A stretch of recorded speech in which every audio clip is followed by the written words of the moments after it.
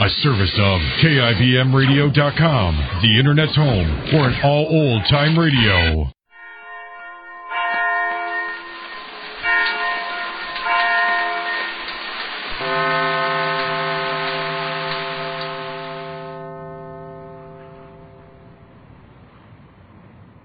For a breath that sweeps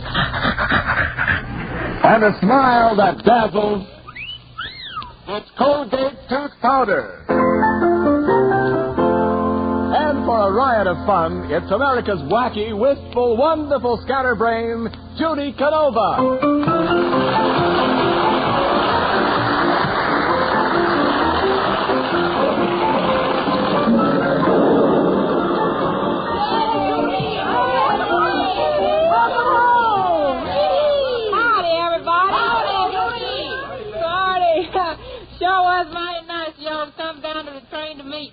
And boy, am I happy to be coming back home to Rancho But I sure did have a big time out there in Hollywood. You know Hollywood, where men are men and all the girls are married to Charlie Chaplin.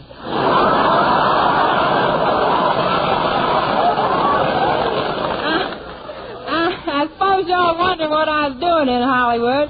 Well, I was wondering myself there for a while, but I really was out there on a bond selling tour. I got up on a platform with some of them beautiful gal movie stars, you know, and we was giving away kisses with each bond we sold. I wasn't doing so good. So finally, I got real mad. I looked all right square in the eyes, and I says, boys, one kiss from me will put new life in you. Then one fella stepped up and said he'd buy a $500 bond if I'd kiss his tires.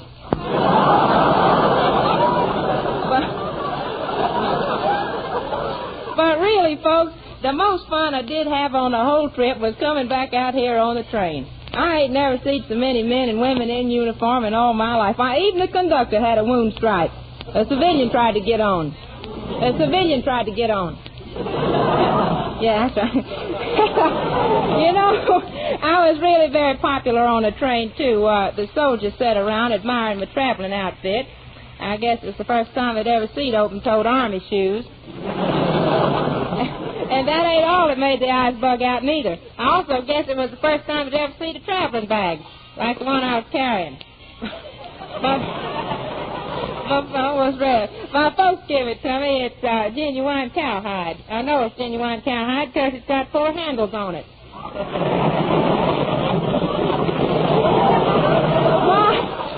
But that train sure was crowded, especially in the women's section. I never did get any sleep. All night long it was pitch and toss. No wonder I was sleeping between 2 waves. But the soldier boys was really wonderful to me. They took a vote and unanimously selected me as their pin-up girl. I'd have been pinned up there yet if the conductor hadn't helped me down. And every time the train stopped, the soldier standing on the platform and make eyes at me, you know, and I just turned red all over. I know I shouldn't have done that because there's a sign right back of me that said, please do not flirt while standing in stations. But really, I'm going to get serious for just a minute. Them soldier boys is really the nicest fellows I ever met, and that's really from the bottom of my heart. Every night we'd go out on the observation platform. It sure was wonderful. There I was singing to the stars while the boys was baying at the moon. I had a feller courting me for quite a spell, made simple life of country folk. Now when he told me that he had to go away, while it don't hurt it almost broke. I said, you know it's true, I love you best of all, so honey, don't you go away. Just if he went to go, it grieved my heart, and so these words he heard me say. Some of these days you're gonna miss me, honey. Oh, some of these days you're gonna feel so lonely. You'll miss my hugging, you'll miss my kissing, you'll miss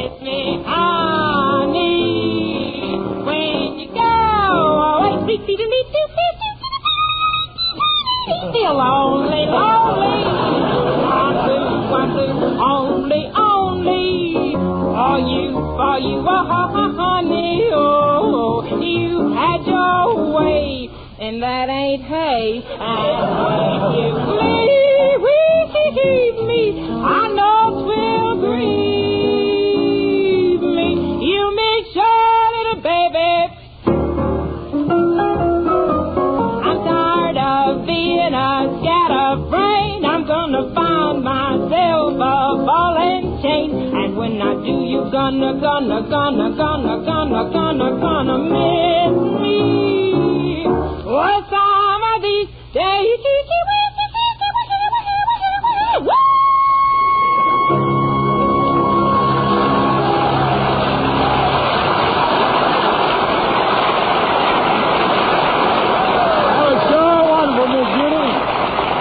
Wonderful, and it sure is nice to have you back home again. Oh, thank you, Tex. I'm glad to be home, too. Say, I want you to meet up with a fellow from Hollywood. He rode out with me on the train. This is Mr. Ken Niles. Mr. Niles, this is Tex, my ranch foreman. Well, glad to know you, Tex. Now, just a minute, Mr. Niles. Judy, I don't like the idea of you picking up with strange men from Hollywood. But Mr. Niles is a radio announcer. A radio announcer? I hope I didn't get here too late. Now, wait a minute, Tex. I'm the new Colgate tooth powder salesman in this territory. Well, I'm warning you, Mr. Niles. You stay away from Miss Judy. She's our own little gal. Well, all the boys around here is kind of sweet on Miss Judy. Oh, don't pay no attention to Tex, Mr. Niles. The fellas is just sort of crazy about me on account of my pigtails. Oh, you mean the boys really like your pigtails? Why, they sure do. At barn dances around here, when they say swing your partner, they ain't kidding. Why, would you believe it, Mr. Niles? The boys even fight over me. They do? Why, sure. Just a few weeks ago, two fellas got to fighting over me so bad that they finally settled it with pistols to see which one would get me. Sure was thrilling. One got me in the leg and the other one got me in the arm. Well, we can't just sit around the depot here all day. Got to get on home. Hey, Tex, where is Sylvester? Sylvester? Yeah, he's my handyman, Mr. Niles. He's started to be here right now with the station wagon. Well, while we're waiting for Miss Judy, I'd sure like to get my guitar. Us boys from the ranch would like to welcome you with a little number we've been practicing while you were gone. Okay, Tex, what you waiting for? You boys all got your instruments? Let's go.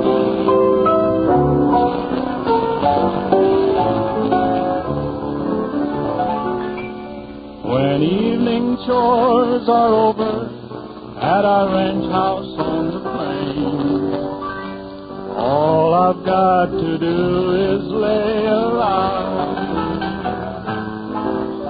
I'll saddle up my pony and go riding down the trail to watch the desert sun go down. Riding down the canyon to watch the sun go down. A picture that no artist ever could paint. White-faced cattle lowing on the mountainside. I hear a coyote whining for its mate. Cactus plants suckling, sagebrush everywhere. Granite spires are standing all around. I'll tell you, folks, it's heaven to be riding down the trail when the desert sun goes down.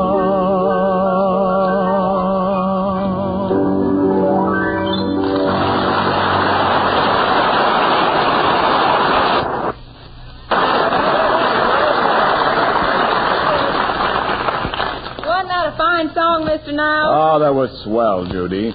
Say, is that your station wagon pulling up at the other end of the platform? It sure is. What's Sylvester stopping down there for? Gee, I hope he ain't been drinking again. Well, I'll call him for you. Oh, Sylvester. Sylvester. Gee, I guess he doesn't hear me. Oh, that ain't no way to call nothing, Mr. Niles. Let me show you how we call things around here. Oh, Sylvester!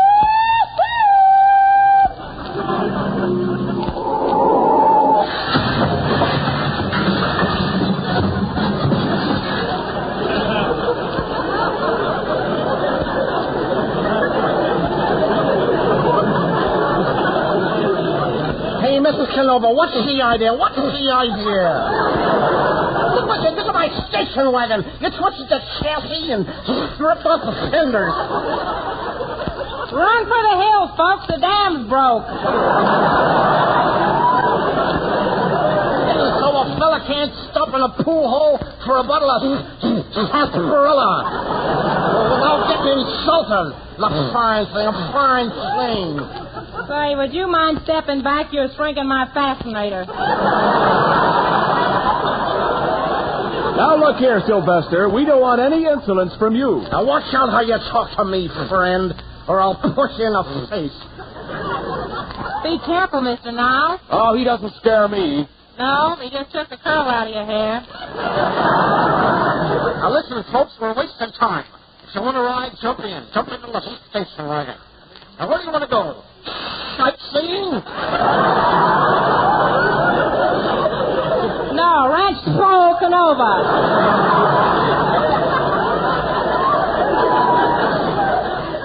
Come on, get in, Judy. I'll open the door for you. Hey, who's going to open the door for me? Open it yourself. Oh, you lift, huh, bud? Say, I have a good notion to report you to the OPA. The OPA has nothing to do with this. Give them time. They'll think of something.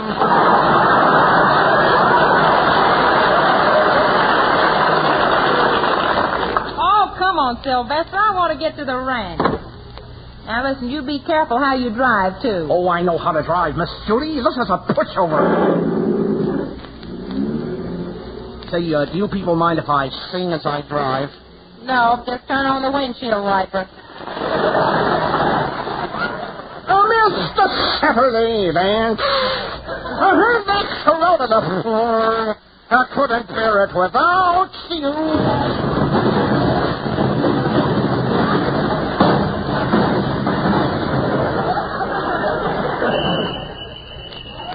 Don't get around much anymore. Take it easy there, partners. You're breaking the law. Now, wait a minute, Constable. I'm Ken Niles, the Colgate tooth powder salesman, and I can explain everything. Oh, you can, young fellow. And I suppose telling people how to brush their teeth gives you the right to brush the fenders right off of our cars, eh? Well, no, but well, I... what's more, I think you've been drinking. Well, I'll have you know a bottle has never touched my lips. Oh, a cork sniffer, huh? Now, let me smell your breath. Say, that smells wonderful. What is it? What is it? What is it? Why, for a breath that's sweet and a smile that dazzles, it's always Colgate tooth powder. Colgate tooth powder? You don't say. You tell that to the judge, young fella. Why, I'll be glad to. You just let me tell him. So you see, Judge, as I was telling the constable here, everyone wants to be attractive and well-liked, no matter what their job may be. And a sweet, wholesome breath is mighty important. Yeah, I suppose that's true. I always thought that the stuff you use on your teeth just cleans them.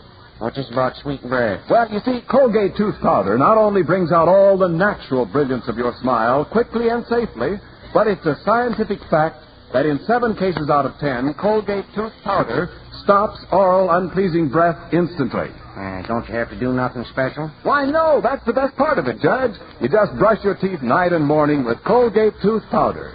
And, Judge, use it before you go out in the evening, and I'll promise you a breath that's sweet and a smile that dazzles. Constable, this here fella knows what he's talking about. Case dismissed.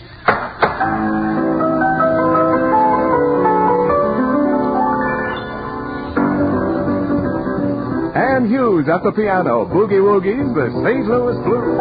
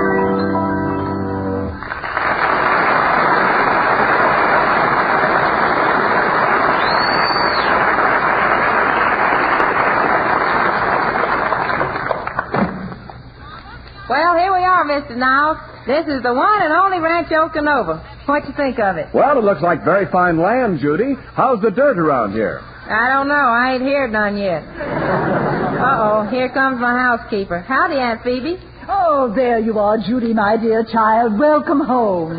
Mr. Niles, I want you to meet Aunt Phoebe. Oh, hello, Aunt Phoebe. I beg your pardon, young man. You will call me Mrs. Gussengoose.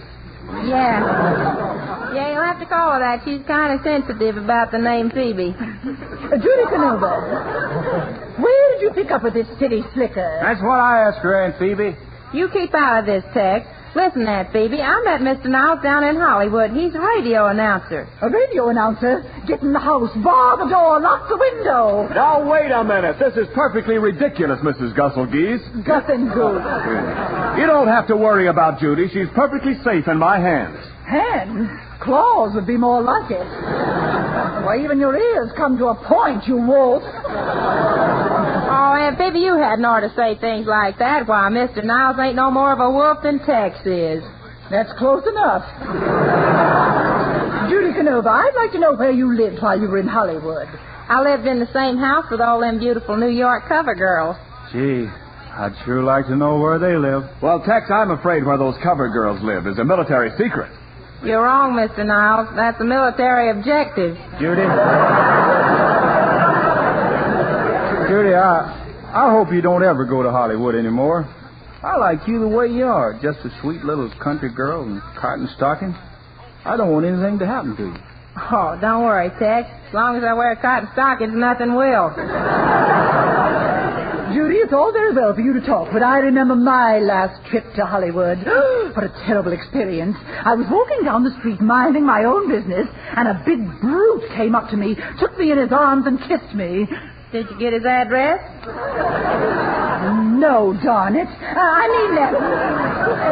No, darn it, I didn't want it. Well, Mrs. Gusselgeuse, I have to... Goose. Sorry.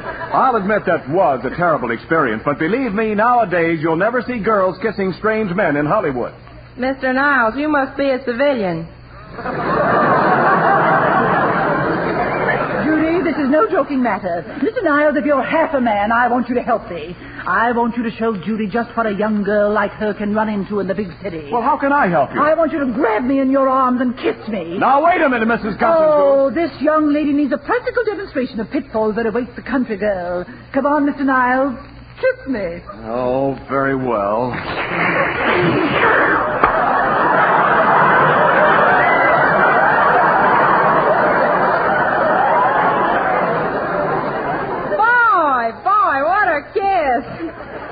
Last time I heard a noise like that was when I pulled my foot out of a puddle of mud. Come on, Mr. Niles. Come on, I'll show you to your room. Here, Judy, I'll open the door for you. Hey, I don't see any doorknob. The doorknob is down by the floor. Well, why so low? That's so the boys won't have to stand up when they come home at night. Well, Mr. Niles, this will be your room right here. How do you like it? Ain't it got a beautiful view? You can see Black Bottom Mountain. Well, all I can see is the laundry hanging on the clothesline. Where's the mountain? Right there, right through Texas underwear. Oh, shucks, you can't see it now. The wind's blowing. Oh, I see it now. Yeah, you got to catch it between flaps. Well, Judy, if you don't mind, I'd like to freshen up a bit. Where's the bath? The bath? Well, certainly. Don't you have a room with a bath? No, sir. Out here, we just have a room with a path.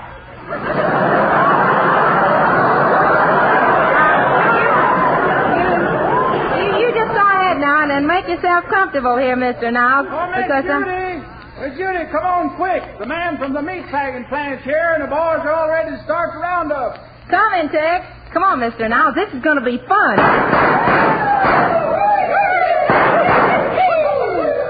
Golly. Gee whiz, gosh darn. I don't know why they have to make all that racket. I can't stand the sound of gunfire no more. It always reminds me of my dear old pappy. Well, why? Was he shot? Practically all the time. Hard to miss. Well, friends, no matter how attractive a person may be with, unless their breath is sweet. That's why it's so important for all of us to be still wholesome. And, friends, unpleasing breath instantly. Yes, Colgate tooth powder cleans your breath, lively, active foam penetrates right into the tiny hidden, goes to work right where much oral, unpleasing breath starts. And you'll be delighted, too, to see how it steals all the natural brilliance and sparkle of your teeth. So, for a breath that's sweet, and use Colgate Tooth Powder. Colgate Tooth...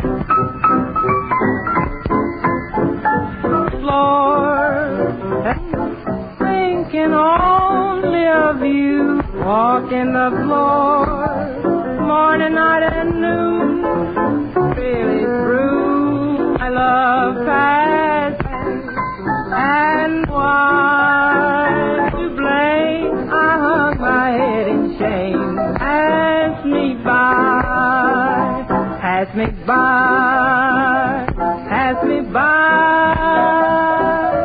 Crowded eyes, somebody's in her fond embrace. My love, pass me by. My love, pass me by. Oh, pass me by. Clouds chase the sun from the sky, and the fields so blue, but there will come a day. Time will say, that's the way you call my love, and you pass me by. Pass me by, pass me by. I feel so blue I could cry. Tears are all in vain. He won't come back again. 'Cause my love passed me by. My love has passed me by.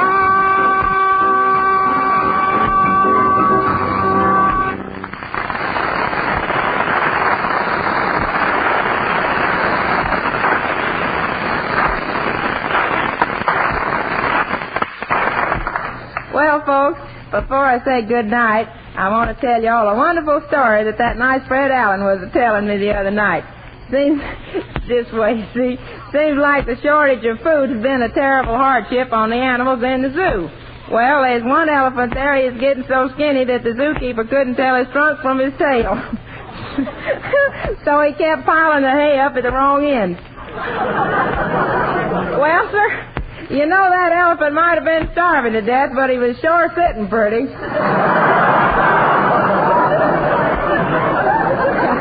Thanks, Mr. Allen, and good night, folks.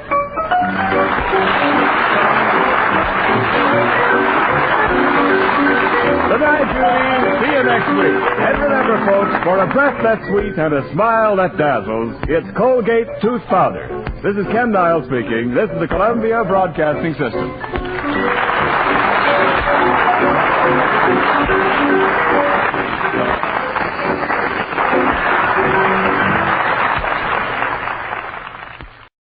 This was the judges. Well, I felt kind of funny out there on the beach in my old bathing suit. Most of the girls was wearing a new bathing suit that's very revealing and tight-fitting. It's called the General Eisenhower bathing suit. Yes, sir. It's guaranteed to land a man on any beach. And now, folks, I'd like to dedicate my first song to all... Rome wasn't built in a day. You have to pay for what you get.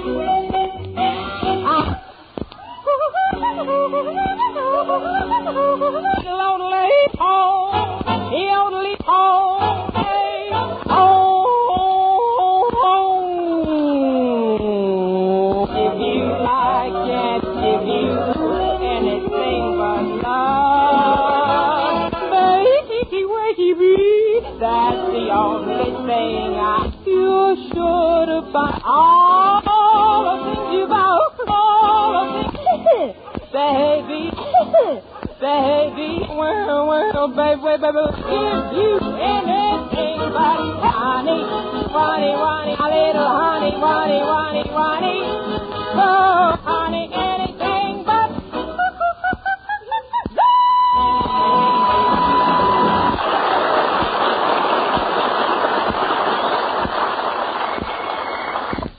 expecting a letter. I'm expecting a letter. I'm taking a correspondence course on the modern way to milk a cow. Lesson 2, sticking cows by hand. Yeah, you've certainly been... Yeah. Anybody would do it one finger at a time. Oh, quite a few letters today. Uh-oh. Here's one asking for blood. From the Red Cross? No, from the finance. Here's a letter for geranium. Here's a letter for geranium. Here's a letter. I Spencer, Oregon. I got to bring back that souvenir Pomeroy gave me. Souvenir? I'm in ground maneuvers with them Central Cute Crafts officers. Here, she says some, You know what kind of... Must be a new code or something. Honey, you's the most unhelped chick I ever met. Sure does the rumble. Well, geranium, just how... When I does the rumble, my head and shoulders is confined to the quarter. The government.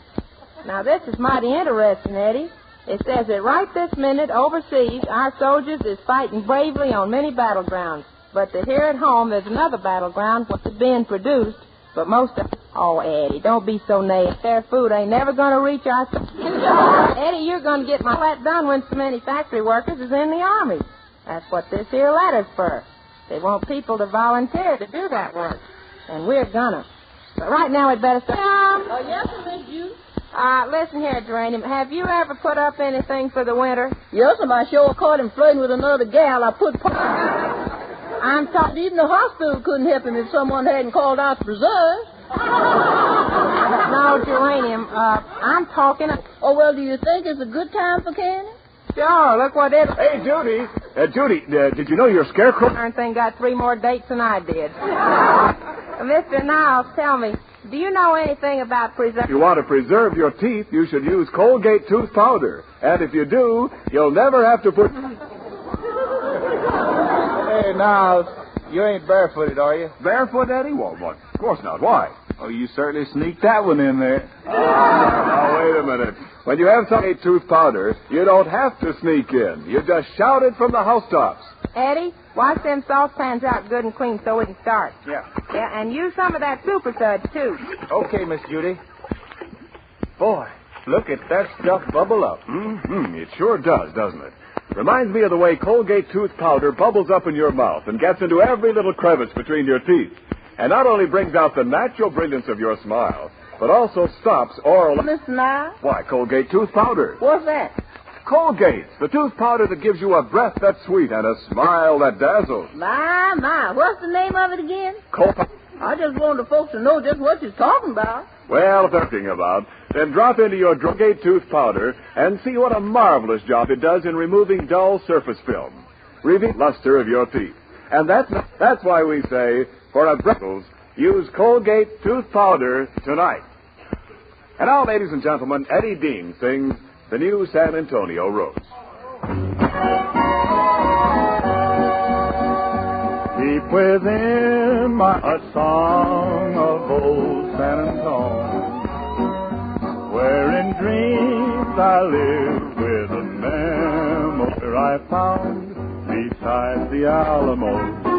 Enchantment strange as the blue up above, a moonlit path. Hear my broken song of love. Moon in all your splendor, know only my heart is like petals falling apart.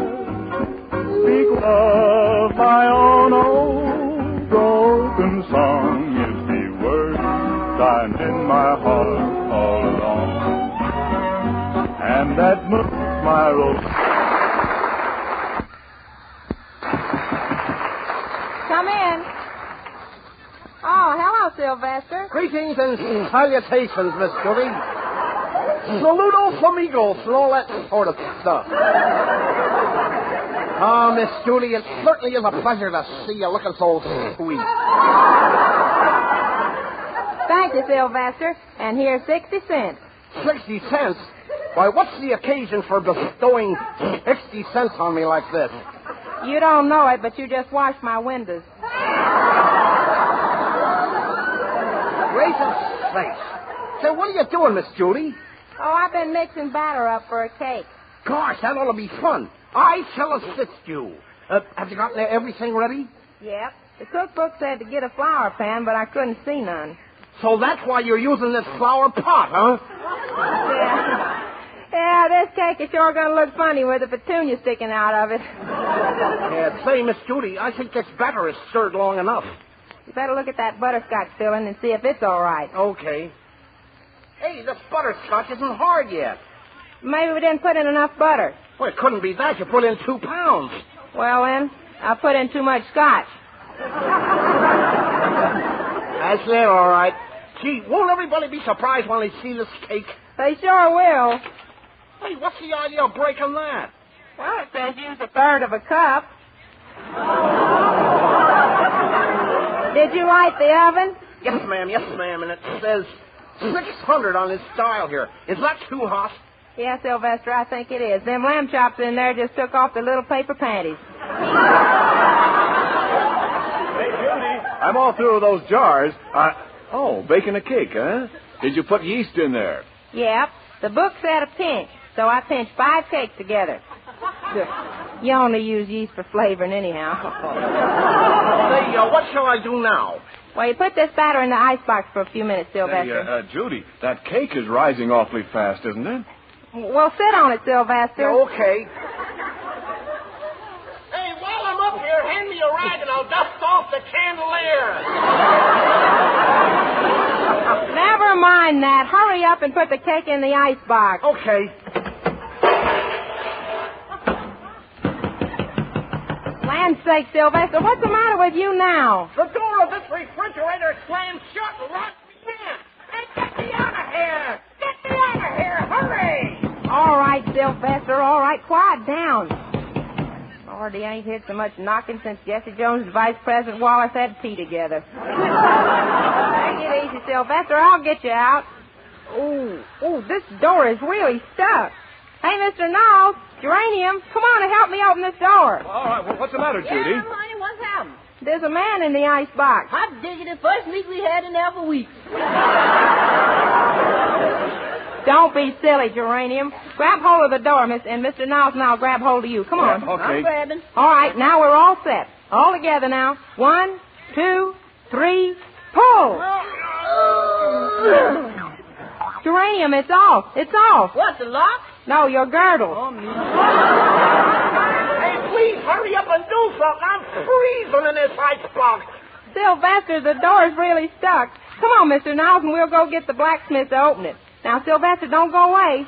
Come on, Mr. Knowles, hurry.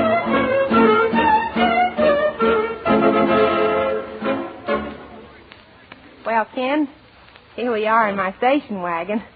Gee, it sure is comfortable, us two sitting in the back seat. Yeah, but Judy, with both of us sitting here, we'll never get started, will we?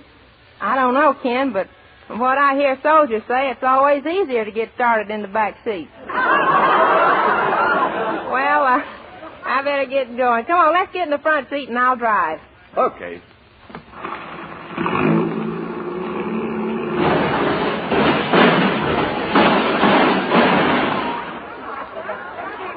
Doggone it. Doggone, there's my old trouble cropping up again. Well, what's that? I learned to drive in California. Well, don't you worry, because I'll get you there.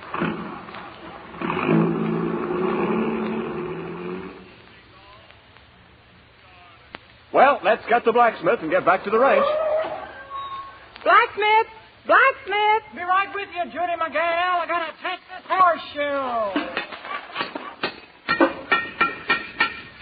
Gee, Spike Ellie, you sure fixed that horseshoe swell. Yes, it's a mighty good job, but it pinches my toes a little. Hey,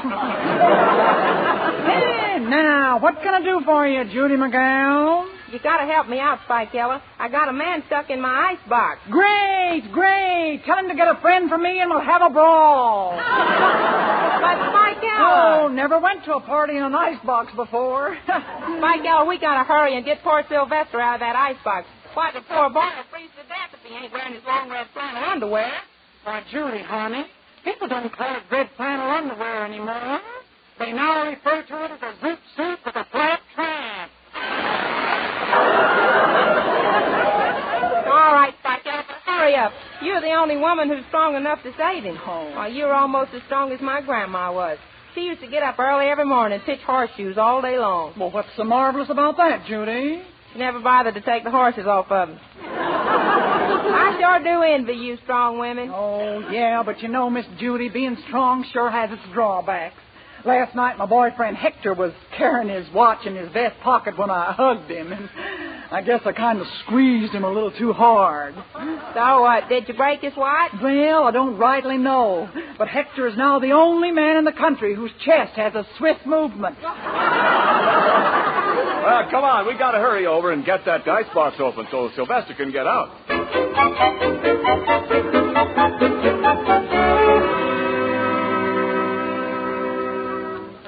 Is he still alive, Geranium? Yes, sir, Miss Judy, but I hope the blacksmith can break the lock on the door. Okay, stand back, everybody. Give me room to swing my hand. How am I doing, Judy? Fine. Only wouldn't you do better if you had a hammer in your hand? Oh, Miss Judy, please make some speed. I'm freezing. And I'm so dizzy.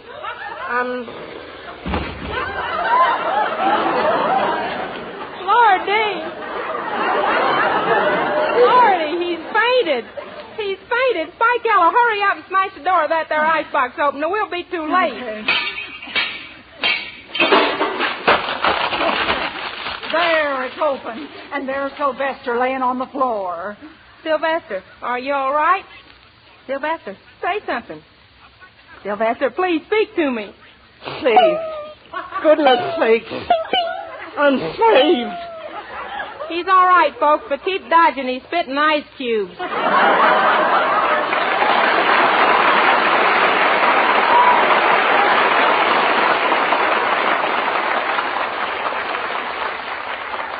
And now here's Mr. Niles with something that you really ought to listen to. Oh, friends, I want to tell you about Colgate tooth powder, the tooth powder that cleans your breath while it cleans your teeth.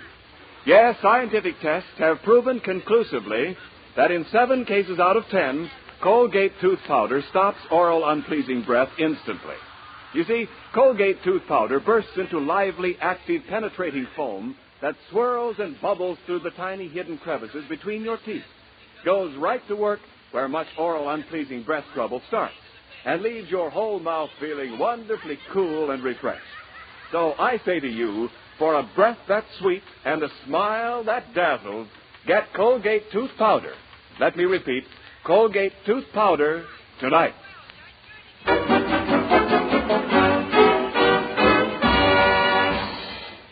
And now, folks, I've had a lot of requests from boys in the service to sing one of their favorite songs. I'm going to do it now. It's called No Letter Today.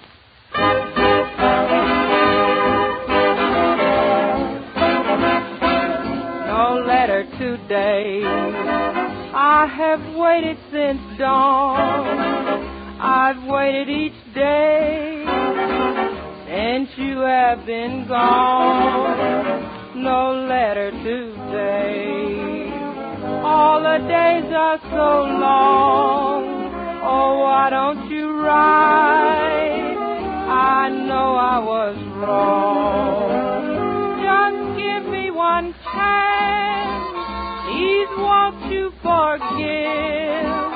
I love you, my dear, as long as I live. I know it's no use, so I hope and I pray the postman goes by. No letter today. No letter today. I have waited since dawn, waited each day since you have been gone. No letter today. All the days are so long. Why don't you ride? I know I was wrong, oh, so wrong. Give me one chance. Please won't you forgive? Please, I love you, my dear, just as long as I live. Oh, I know it's no use,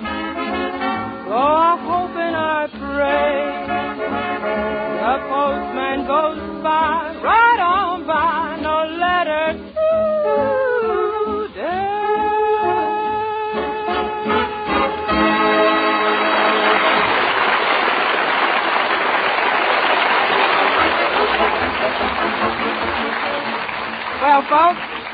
Here it is time to say goodbye again. But we'll be seeing you next week at the same time. Don't miss our date, because we're all going to town. Me and Eddie Dean and Geranium and Sylvester and that nice Mr. Ken Niles. Meanwhile, remember, for a breath that's sweet and a smile that dazzles, it's Colgate Tooth Powder. This is Judy Canova saying good night. Good night, Chet. Good night, Judy. See you next Tuesday, everybody. What is the 14-day Palmolive plan? Yes, what is the 14-day Palmolive plan? Ladies, it's easy. It has been proved to bring lovelier complexions to 2 out of 3 women. Here's all you do. 3 times each day, clean your skin with Palmolive soap. Then each time, take 1 minute more to massage Palmolive's beautifying lather into your skin like a cream, then rinse. It sounds simple, but listen. 36 doctors proved this Palmolive plan brings a lovelier complexion to 2 out of 3 women. No matter what type of skin you have, dry or oily, the 14-day Palmolive plan really works. So get Palmolive. See what Palmolive can do for your skin in only 14 days. This is the Columbia Broadcasting. For a breath that's sweet and a smile that dazzles, it's Colgate Tooth Powder. And for a riot of fun, it's America's wacky, wistful, wonderful scatterbrain, Judy Canova.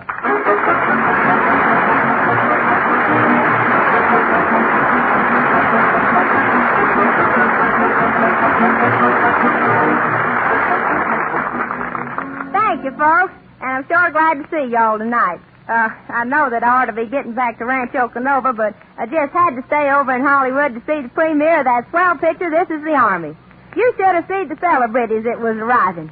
If I do say so, I was purtied up, too. As I walked in the lobby, a fella said I looked like I just stepped out of a magazine. Say, what's Popular Mechanics? You know what? That great big fella, Laird Krieger, got out of a car and walked in, and one soldier turned to his buddy and says, look, the civilians are traveling in convoys now. Then Dorothy Lamour arrived in her sarong. It was so quiet, everybody was waiting for a pin to drop.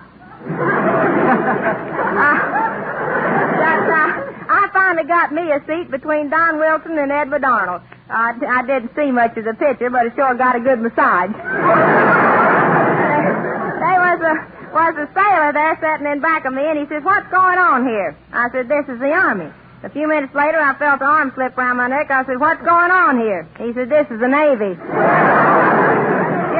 We must have annoyed the society woman next to him because she looked at me through a lorgnette. That's a dirty look on a stick.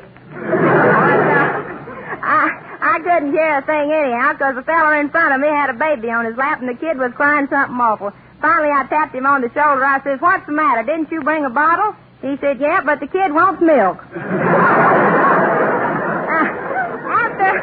After the picture, a soldier took me home in his motorcycle. When I got home, I says, well, sir, that's the last time I'll ever ride in a sidecar. He says, lady, this motorcycle ain't got no sidecar. I said, shucks, no wonder I'm out of breath.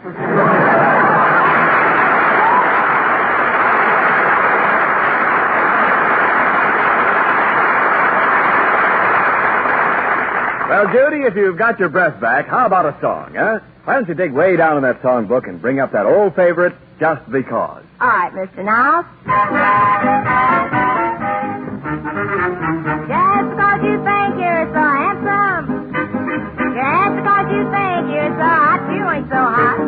Just because you think you've got something that nobody else has got, you ain't got a doggone thing. But though you make me spend all my money, you laugh and call me Miss Santa Claus. But I'm telling you, honey, I'm leaving you because, just because, only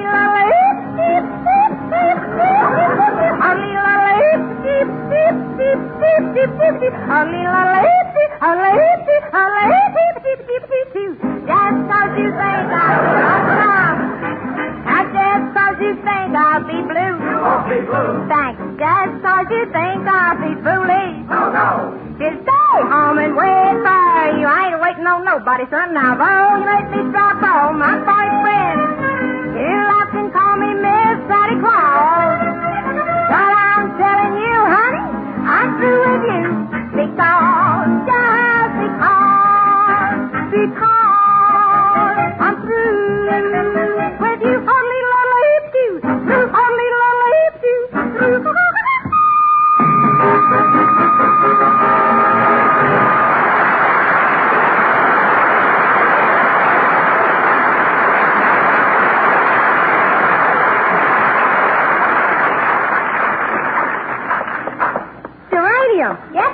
happened. I was down at the corner grocery store, and Mickey Rooney come by and dropped me a note. It says, meet me at 8 tonight. And I got to go shopping for a store-bought evening gown right now. My, Mickey Rooney. Honey, I know that one of them movie stars will fall for you, 'cause you're the most beautiful, most glamorous, and the sweetest girl I ever did see. Oh, Geranium, you're just saying that, because it's true. Well, honey, you sure is lucky having a date tonight. I sure wish my boyfriend Pomeroy was here. Haven't you had a date since Pomeroy went in the Army? Oh, I had one little old date. Bunch of us went for a ride in a car. Me and my date had to sit in the rumble seat. You mean to tell me, as big as you are, that you and a fella sat in the rumble seat? We sure did. I wonder what ever become of him. Geranium, the trouble with you is that you should ought to reduce. Why, Pomeroy says with my figure, I could be Miss America. Yep, and part of Canada and Mexico, too. Well, this ain't getting me no evening gown. My date with Mickey Rooney's at 8 o'clock, and here it is, 4:30. Come on, Sylvester's waiting outside with the car. Oh, Sylvester! Sylvester! Here I am, Miss Judy. All set to go. Wait a minute now. Why ain't Beulah the mule hitched to the station wagon? Well, I left her over in the stable. Did you make a nice bed for her in her stall? I sure did. Yes, sir. I was in there pitching. All right, come on. Let's get started downtown. Oh, shades of disappointment. Something's wrong with the motor. Oh, why won't it run? Well, the spark plugs are foul. The distributor's on the split. There's a leak in the cylinder head gasket. And, oh, yes, the starter stuck.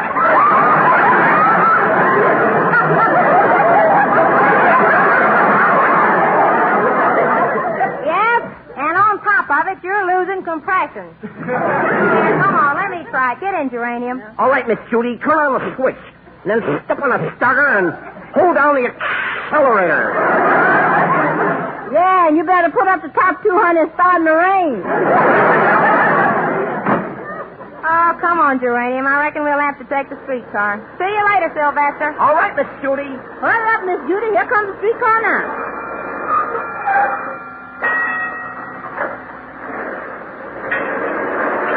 Here's your transport, ladies. Hey, pardon me, lady. Hey, motorman. Let me off quick. What's the matter? I haven't got my glasses with me, and I thought this was a hamburger wagon. Say, why don't you sit down, Miss Judy? There's a space. Oh, I can't sit in that little space. Just a minute, honey. I'll wedge in. Hey, motorman! Stop the car. 4 people just fell out the back.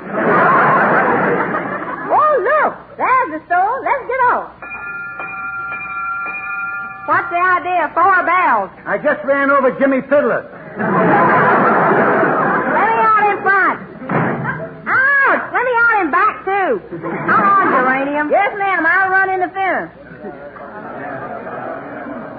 My, there sure is a lot of folks in here this afternoon. Oh, look, there's Mr. Niles over there by the music counter. Yoo-hoo! Mr. Niles! Oh, hello there, Judy. You'll say this is a surprise. What are you doing in here? Well, sir, I got to get myself an evening gown. Got a date tonight with Mickey Rooney. With Mickey Rooney? Yep. He dropped me a note in the grocery store, and he says, meet me at 8 tonight, Mickey Rooney. What are you doing here, Mr. Niles? Well, I'm helping Eddie Dean sell his songs. Now, there he is over by the piano. Oh, Eddie, here's Judy. Oh, hello, Miss Judy. Hi, Eddie. Say, I'm plugging a song from a new picture at Vitamin Studios. All right, now, let's get a crowd. Okay. All right, right over this way, ladies and gentlemen. We have a star here from Vitamin Studios, Mr. Eddie Dean, who will sing for you in just a few moments.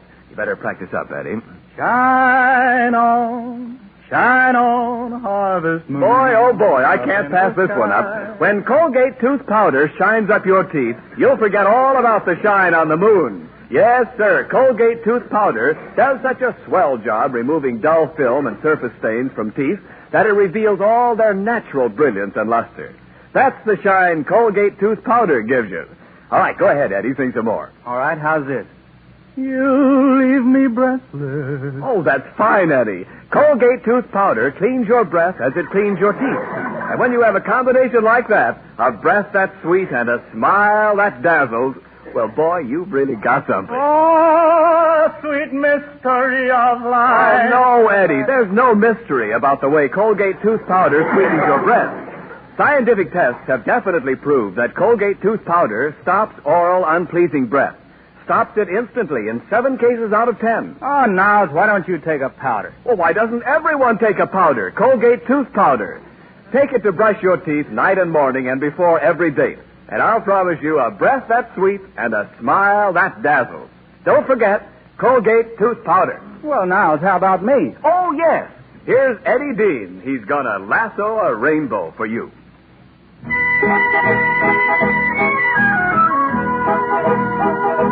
Gonna lasso a rainbow for you.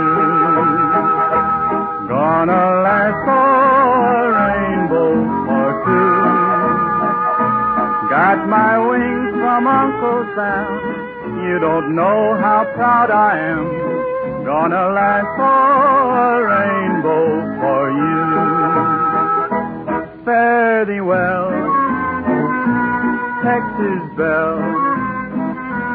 Keep my heart, for you know I'll be true. I'll ride back when the sun is shining on a cloud with a silver lining. Gonna lasso a rainbow for you.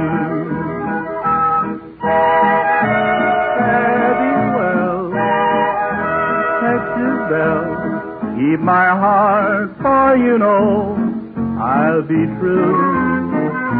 I'll ride back when the sun is shining on a cloud with a silver lining. Gonna lasso a rainbow for you. For you.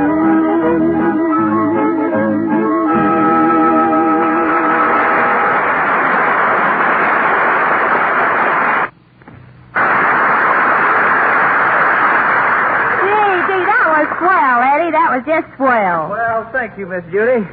Say, I'll be through here at 5 o'clock, and I'd like to take you to dinner. Oh, I'm sorry, Eddie, but you see, I've got a date tonight with Mickey Rooney at 8 o'clock. Maybe some other time, huh? Oh, shucks.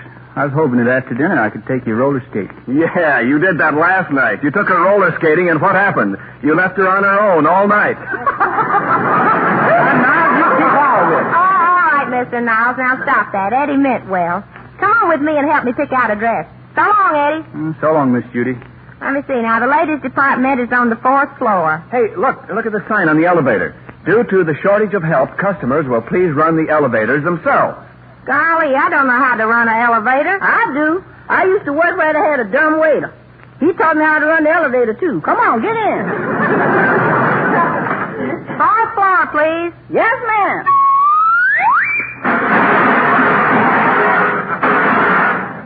All right for the roof garden.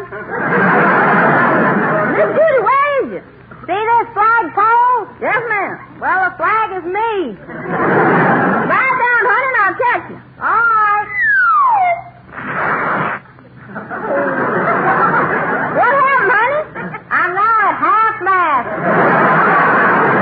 Oh, me. Say, where's Mr. Nair?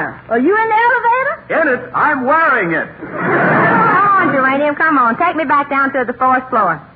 Going down.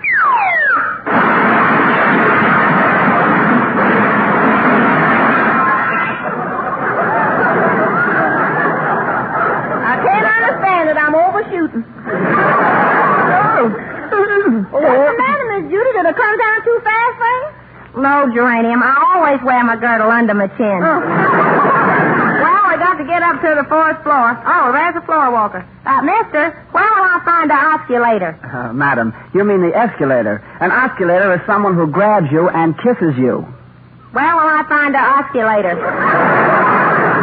Then let's stay in the basement, honey. I always find a lot of stuff in the bargain basement. My, look at all them pretty statues. Yeah, they are lovely, but I ain't interested in statues. Hey, mister, wait a minute. What are you doing? I got a habit of picking up things and turning them over to see what they're made. Well, put me down.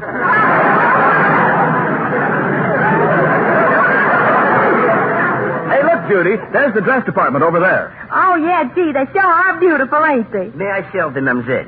Yes, sir. I'd like to get myself an evening gown and a fur piece. Could I suggest a silver fox? Well, that would be pretty, but it's got to be genuine. Oh, oui, mademoiselle. Andre, one genuine silver fox fur.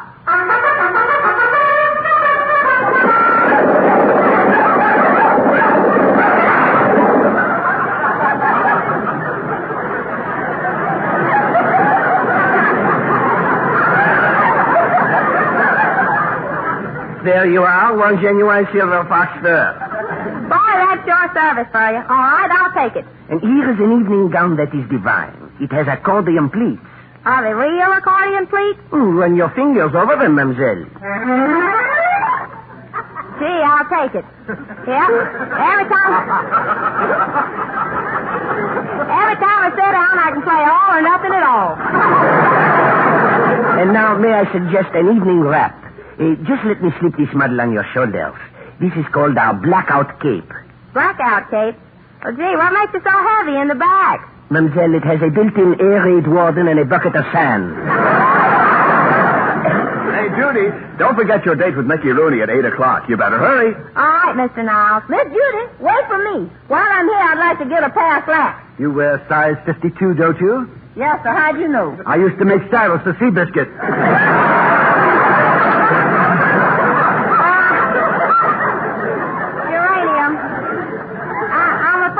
Got time. Come on, we got to take the streetcar home. Come on, Mr. Niles.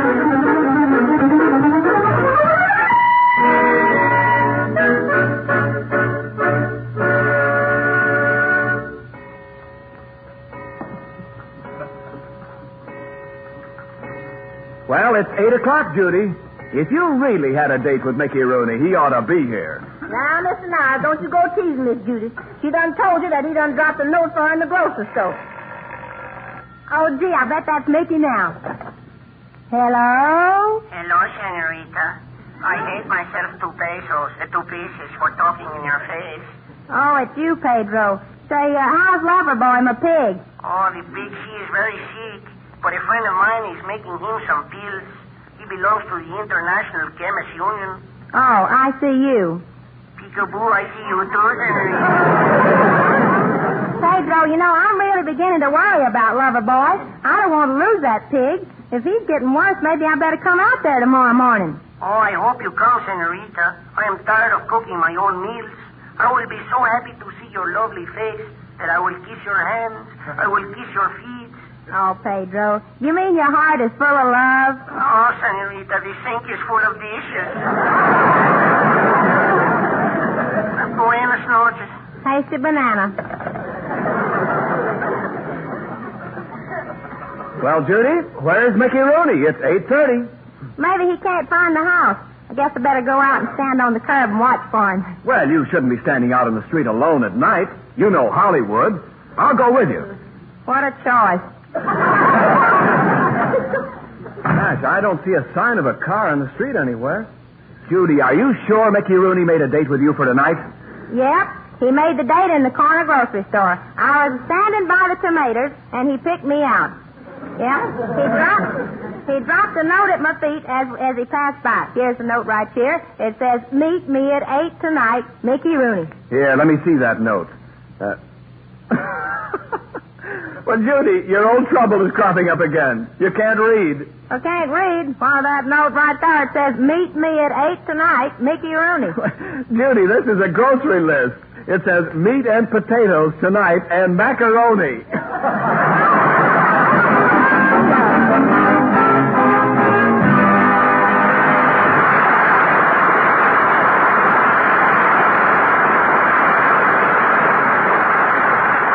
And now, Judy, before you sing "You Are My Sunshine," I would like to sing the praises of Colgate Tooth Powder. Friends, you know this is true, that no matter how attractive a person may look, they're not attractive to be with unless their breath is sweet. Right? Well, that's why it's so important for all of us to be sure that our breath is always sweet and wholesome. And, friends, it's a scientific fact that in 7 cases out of 10, Colgate Tooth Powder stops oral unpleasing breath instantly. Yes, Colgate Tooth Powder cleans your teeth. That lively, active foam penetrates right into the tiny hidden crevices between your teeth. It goes to work right where much oral, unpleasing breath starts. And you'll be delighted, too, to see how Colgate tooth powder quickly reveals all the natural brilliance and sparkle of your teeth. So, for a breath that's sweet and a smile that dazzles, use Colgate tooth powder. May I repeat the name? Colgate tooth powder.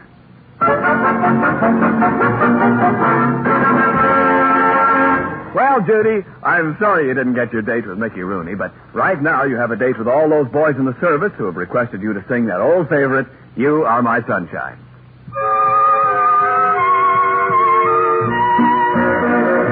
The other night, dear, as I lay sleeping, I dreamed I held you in my arms. When I awoke, dear, I was mistaken, and I hung my head and cried. You are my sunshine, my only sunshine. You make me happy when skies are gray. You'll never know, dear, how much I love you. Please don't take my sunshine away.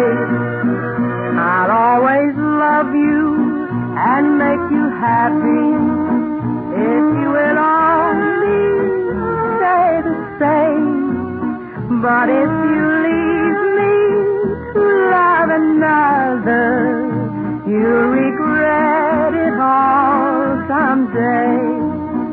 You are my sunshine, my only sunshine. You make me happy when skies are gray. You'll never know, dear, how much I love you.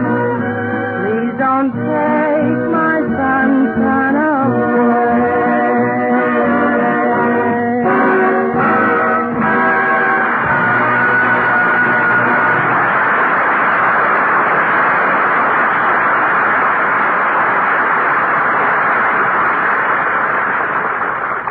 Thank you, folks. And now I want to talk to all the women folk who are listening in. Pretty soon our boys is going to invade Europe, and for months they've been getting all them explosives and ammunition together. You all know that waste kitchen fats helps make them bullets, so let's all get together, huh? Save all our waste fat and make it boom time for our boys. Please don't throw away even a teaspoonful of that waste fat, because just that little bit might make a bullet that some poor fellow in a foxhole might need to get back home safe. And ladies, it's the grease that you save that'll put the skids under them Axis fellas. All you have to do is pour that fat in a clean metal container, and when you got a pound or more, take it to your butcher or meat dealer. And please don't let it sit around the house. Take yours the first thing in the morning. You'll help feed our victory. Thanks. Shucks, you know, I could stand here and jaw with y'all all night, but I'm kind of worried about my pig lover boy, so I'll see y'all next Tuesday night at the same time. This is Judy Canova saying thanks a lot, and good night. Good night, Chet. Good night, Judy.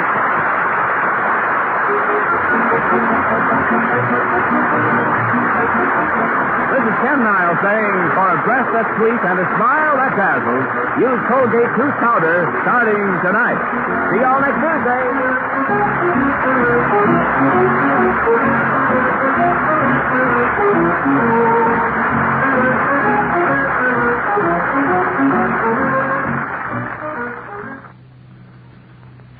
What is the 14-day Palmolive plan? Yes, what is the 14-day Palmolive plan? Ladies, it's easy. It has been proved to bring lovelier complexions to 2 out of 3 women. Here's all you do. 3 times each day, clean your skin with Palmolive soap. Then each time, take 1 minute more to massage Palmolive's beautifying lather into your skin like a cream. Then, rinse. It sounds simple, but listen.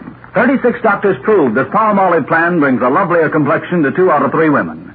No matter what type of skin you have, dry or oily, the 14-day Palmolive plan really works. So get Palmolive. See what Palmolive can do for your skin in only 14 days. This is the Columbia Broadcasting System. For a breath that's sweet and a smile that dazzles, it's Colgate tooth powder. And for a riot of fun, it's America's wistful, wacky, wonderful scatterbrain, Judy Canova.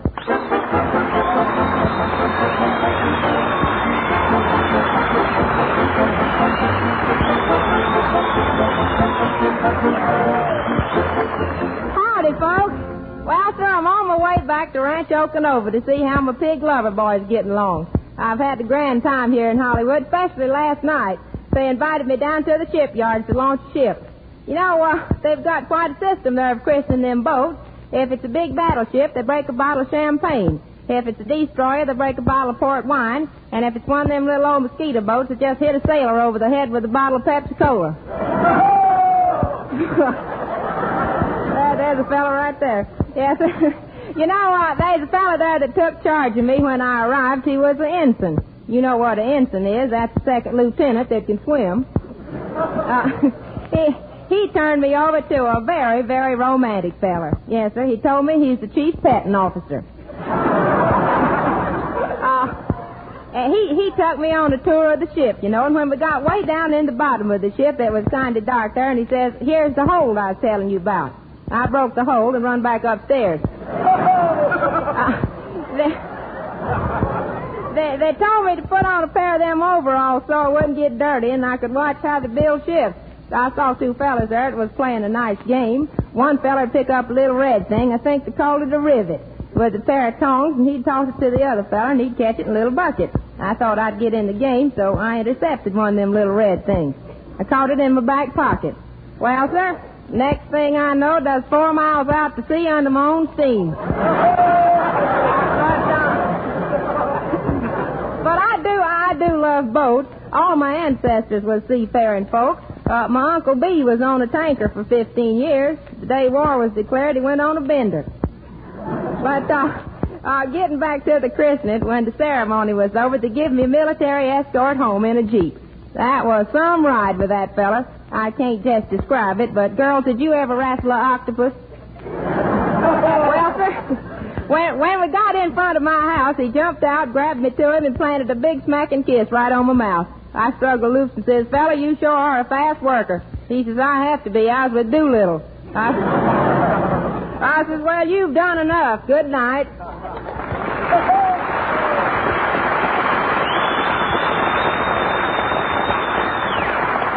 Judy, everybody is talking about a song you sang a few weeks ago on Command Performance. It's an old favorite, and I know everyone would enjoy hearing it now. Let's have Wabash Blues. Coming right up, Mr. Niles.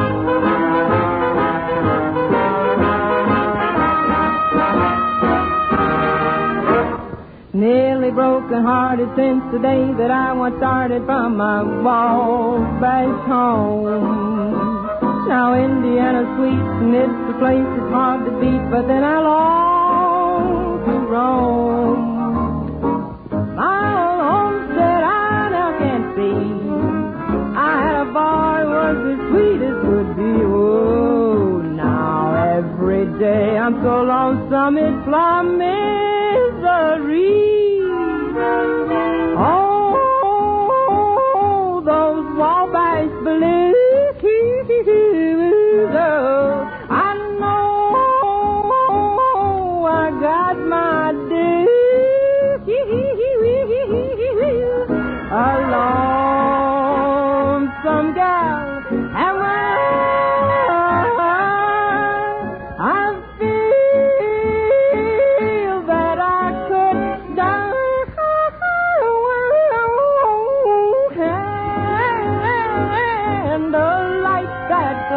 Oh, the candlelight is gleaming so bright tonight, my darling. Oh, wants me in my dreams.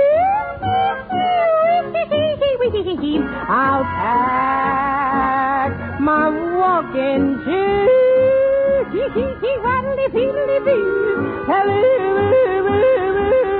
Those Wabash blues.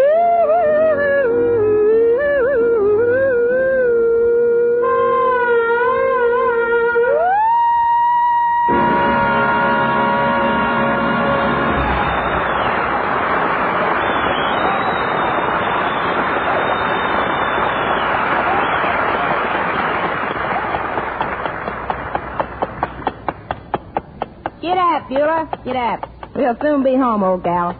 Gee, ain't it great to be going back to Rancho Canova, Mr. Niles? Well, truthfully, Judy, I hated to leave Hollywood. Why, do you know last night I had a date with 7 girls? 7 girls? What are you, a man or a manville? I sure had to leave Hollywood, too. I had myself a time last night dancing to Cab Calloway's music. Me and my partner was cutting a rug in front of the bandstand. Geranium, how was Cab Calloway's orchestra? Oh, they sure was in the groove, but I ain't going near that drummer no more. What happened? Well, I've been over to tie my shoe, and for 3 courses, I was on the receiving end of Let's Get Lost. But after the dance, I got in his car, and he said, honey, you remind me of my mother. Then he kissed me. Oh, Mama. Geranium, I'm surprised at you letting a strange man kiss you. Well, honey, I couldn't help it. He was a 2-letter man. 2-letter man? Yes, ma'am. Let her kiss or let her walk. Miss Judy, there's McPherson's Motel just ahead. Are we going to stop off? Well, Eddie, only to pick up Pedro and Loverboy. We got to get the pig back to the ranch to take care of him. Welcome to the McPherson Motel, the only motel on the highway with air-conditioned rooms. Hello, Mr. McPherson. Oops, wrong approach. Oh, it's you, Miss Canova. Welcome back. Yeah, and don't you give us that air-conditioned room stuff. Lassie, every room is air-conditioned. I personally go around every hour and breathe in the keyholes. Gee, Mr. McPherson, you're really dressed up tonight. You put on a clean shirt. Well, Lassie, I had to. I lost my muffler. And besides, your man Pedro told me you were all coming this way. Man, what have you got on? Oh, just a little dash of cologne. My, I sure wish I had a gallon of it. Oh, it's not for drinks. Sure rhymes with it.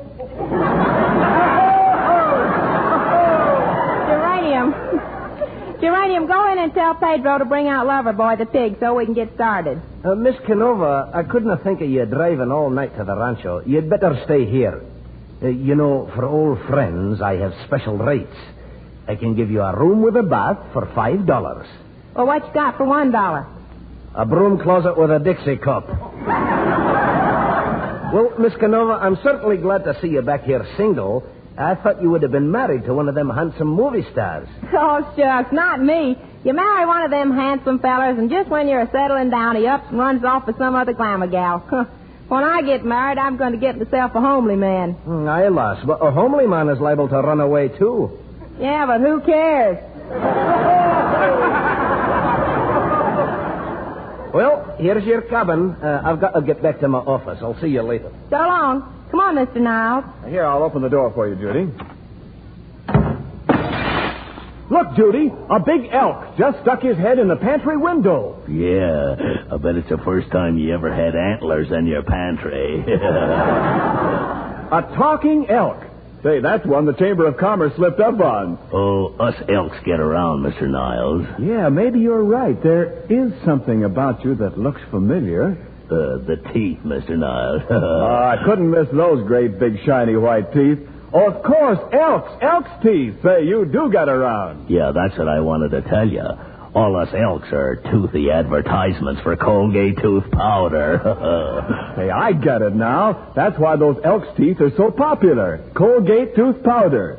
Gee, I can't get over it. A living and breathing elk. Sweet breathing, too, Mr. Niles. Us elks learned long ago that what our teeth attract, an unpleasing breath could turn away. So we don't take any chances. We use Colgate tooth powder night and morning and before every date. Say, that's a good idea. A breath that's sweet and a smile that dazzles. Hey, that's the Colgate tooth powder story. Where did you ever pick that up? Didn't you ever hear of elks conventions? Us elks learn a lot hanging around them lodge halls. Well, I'll take your word for it, Brother Elk, because you've certainly got the straight dope about Colgate tooth powder. It actually cleans your breath as it cleans your teeth. Yes, it not only removes dull surface film, revealing all the natural brilliance of your teeth, but at the same time, Colgate tooth powder stops oral unpleasing breath. Tests have definitely proved. So, folks, for a breath that's sweet and a smile that dazzles, get Colgate tooth powder tonight. Well, so long, Mr. Niles. See you again sometime, huh? Moon over Miami.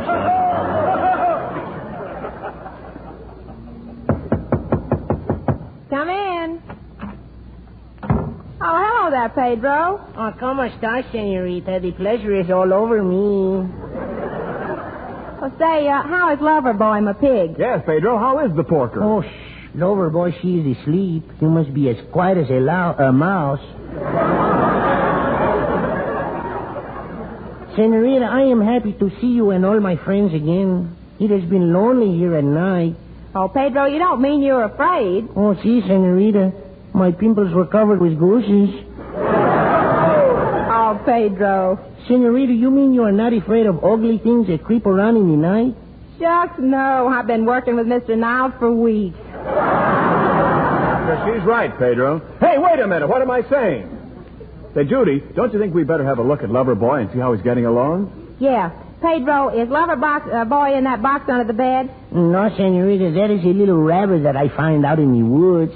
Pedro, you shouldn't ought to have animals in the same room with Loverboy. Oh, but Senorita, he is only one little bony rabbit. Well, I reckon it's all right. Hello there, little bunny. Are you still under there? There's nobody under here but us rabbits. Pedro, you get them 15 rabbits out of here. I cannot understand, Senorita. I only put one little rabbit under there. Pedro, don't be so nay-eyes. Say, Miss Judy, would you like to listen to a song I recorded for Vitamin Studios for my next picture? I sure would, Eddie. Oh, when it's twilight on the trail. Here, I'll put it on this phonograph.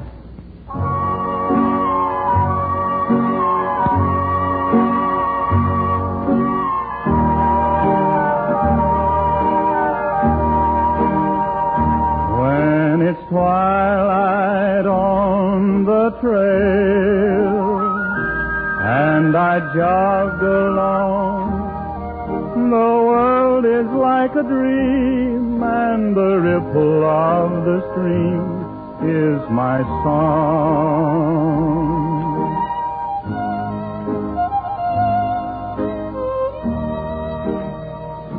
When it's twilight on the trail and I rest once more, the ceiling is my sky and the grass on which I lie is my floor.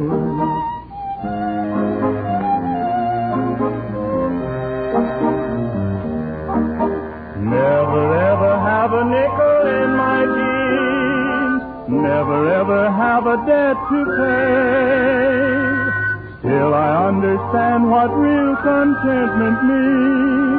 Guess I was born that way. When it's twilight on the trail and my voice is still, please plant this heart of mine underneath the lonesome pine on the hill, underneath the lonesome pine on the hill.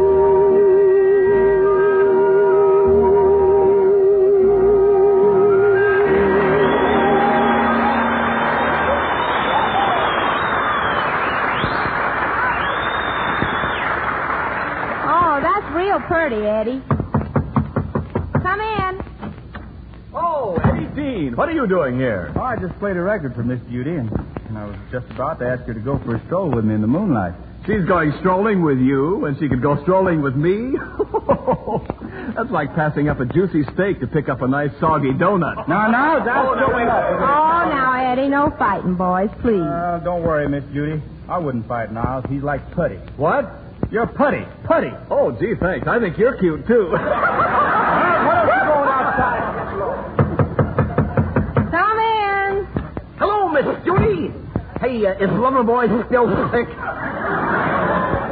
Say, why don't you spray his throat? Thanks, you just did. By the way, Sylvester, why are you home so early from Lockheed? Well, I got this charge. Too much pulchritude. What do you mean?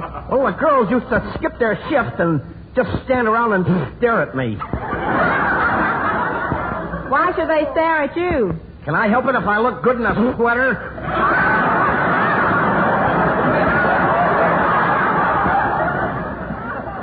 you're kidding. Don't say that, Miss Judy. Don't you go for me? I go for you. To me, you are like a glass of rare wine. Like sweet muscatel. Or sparkling burgundy. Say, how do you feel about me? Make mine a zombie. So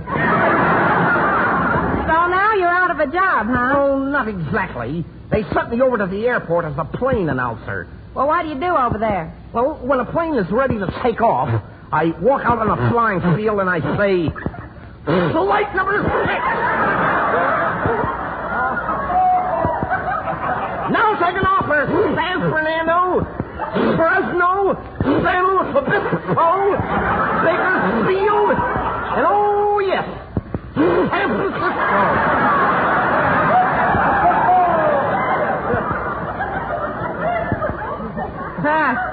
You'll never last long on that job. Why, Miss Judy? Them pilots could never take off in that fog.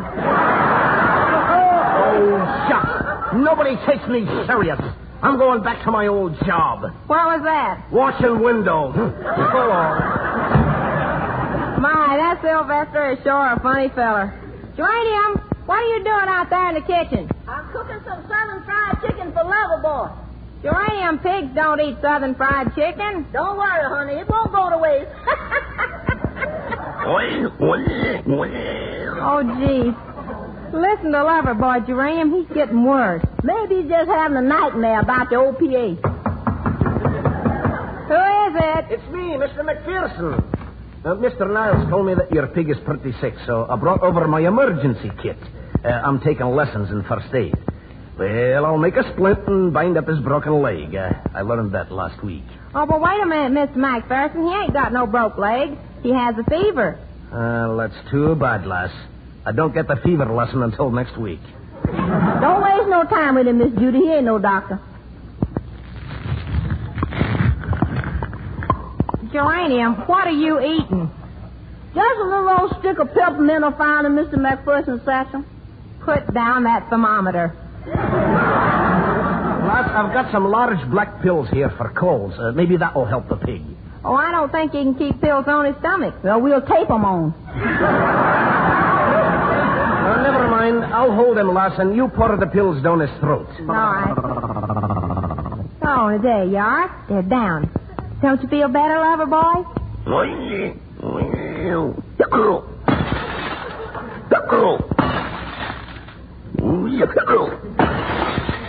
Put your hand over his mouth before he breaks every window in the cabin. Oh, gee, we gotta do something to stop them hiccups. My granny used to use a mustard plaster. Mr. McPherson, you hold Loverboy, and Geranium, you stick this mustard plaster on his chest. Yes, sir? No, not on my chest. Help! Help! I'm burning up! Do something! Let's fan him. No. Get this plaster off my chest! Geranium, grab one corner and I'll grab the other. Come on now, pull. Yes.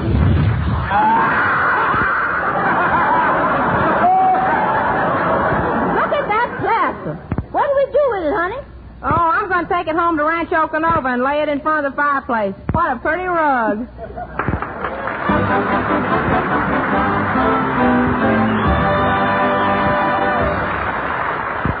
Say, Judy, before you sing your next song, Live and Let Live, I'd like to tell our audience how to live and enjoy friendship. Colgate tooth powder works two ways, gives a sparkling welcome to your smile, and clinches the come hither with a sweet and fighting breath. For Colgate tooth powder actually cleans your breath as it cleans your teeth. Yes, it not only removes dull surface film, letting all the natural brilliance of your smile come through, but at the same time, Colgate tooth powder stops oral unpleasing breath. Stops it instantly in 7 cases out of 10, as scientific tests have definitely proved. Simply brush your teeth night and morning and before every date with Colgate tooth powder, and I'll promise you a breath that's sweet and a smile that dazzles. That's a right sweet saying, Mr. Niles. For a breath that's sweet and a smile that dazzles, use Colgate tooth powder. Thank you, Judy. And now, how about that song you promised to sing? Ladies and gentlemen, Judy Canova singing Live and Let Live. They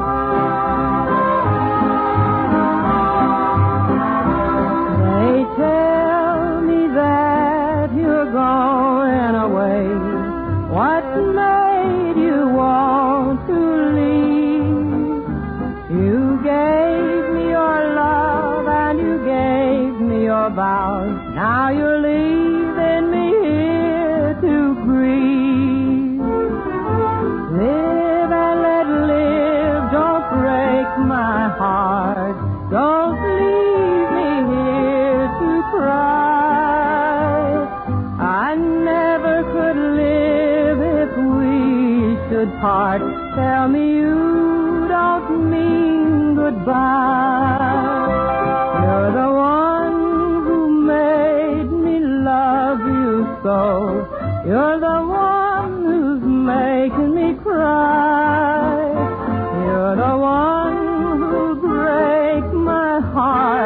go. Tell me you don't mean goodbye.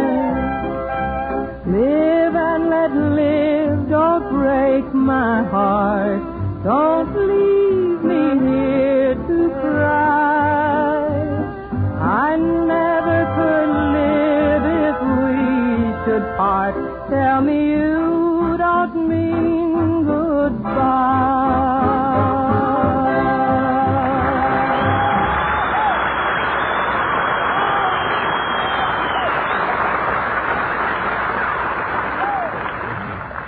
Oh, Mr. Niles. Yes, Judy? I noticed last night when we was having dinner that after ordering that great big meal, you didn't eat half of it. Well, Judy, I guess my eyes were bigger than my tummy, but I do that lots of times when I don't feel just right.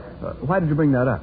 Well, the point I'm getting to is that food that you didn't eat would have fed a hungry person in Africa or Russia or the South Seas or anywhere in the world where people is crying for food.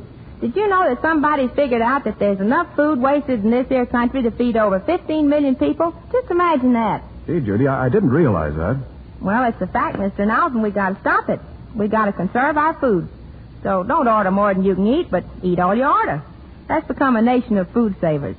Well, folks, Loverboy, my pig, ain't well yet, but I found out that there's an old Indian medicine man on the reservation next to Rancho Canova, and he says that he can cure Loverboy.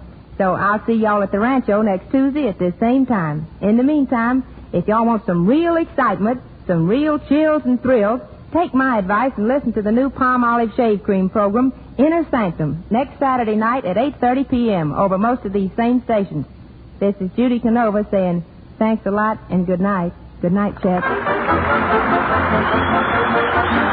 night, Judy. This is Ken Niles saying, for a breath that's sweet and a smile that dazzles, use Colgate Tooth Powder. See you next Tuesday.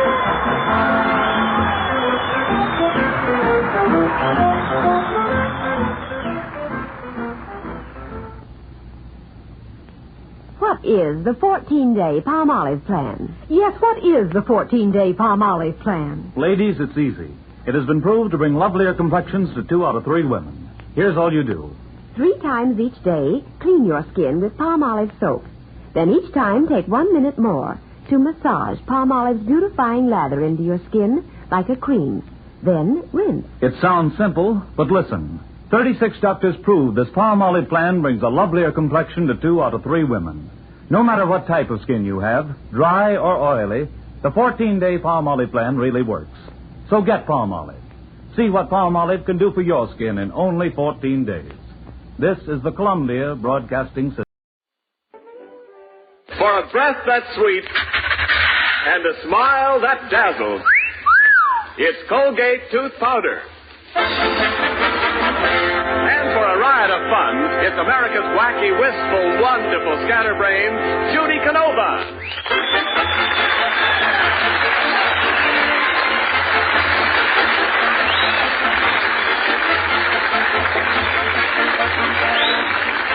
Howdy, folks. Howdy, and welcome to Rancho Canova. I come back to the Rancho to get some curative mineral waters from a pig lover boy. And yesterday, being Labor Day and the government not wanting us to travel, we had ourselves a big barn dance and food and just everything.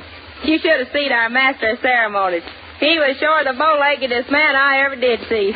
He told me he's the only fella that could take a bath with his legs around the outside of the tub.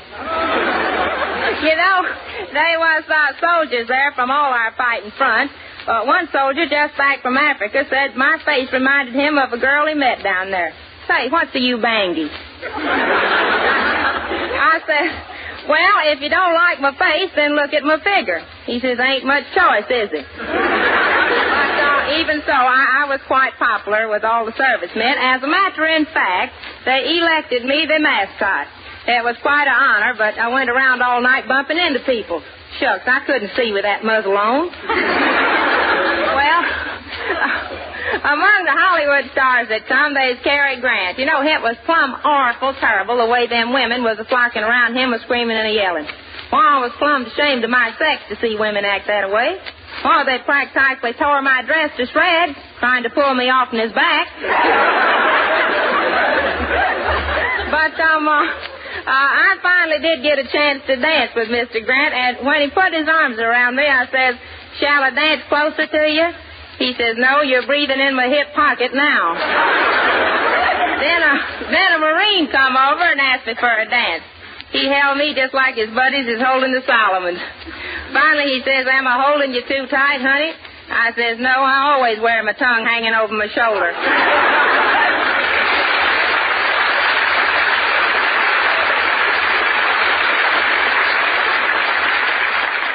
We really had fun at the dance anyway, though, didn't we, Judy? Say, what are you going to sing tonight? After you're gone. Well, I'll leave now so you can start. After you've gone and left me crying, after you've gone, there's no denying. You'll feel blue, you'll feel sad, you'll miss the dearest pal that you've ever had. Oh, there'll come a time, now don't forget it, there'll come a time when you regret it. Someday, when you grow lonely, your heart will break like mine and you won't be only after you've gone. After you've gone away. After you've gone and left me crying. After you've gone, there's no denying. You'll feel blue. You'll feel sad. You're gonna miss this, but it's gonna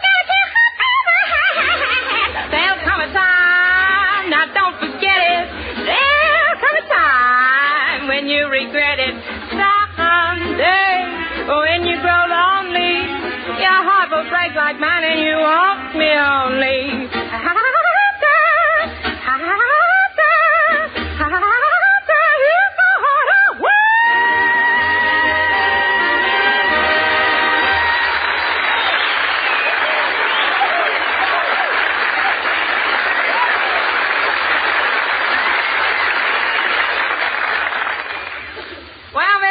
Today is the day I go over to the Indian reservation to get some of them curative spring waters for Loverboy, my pig.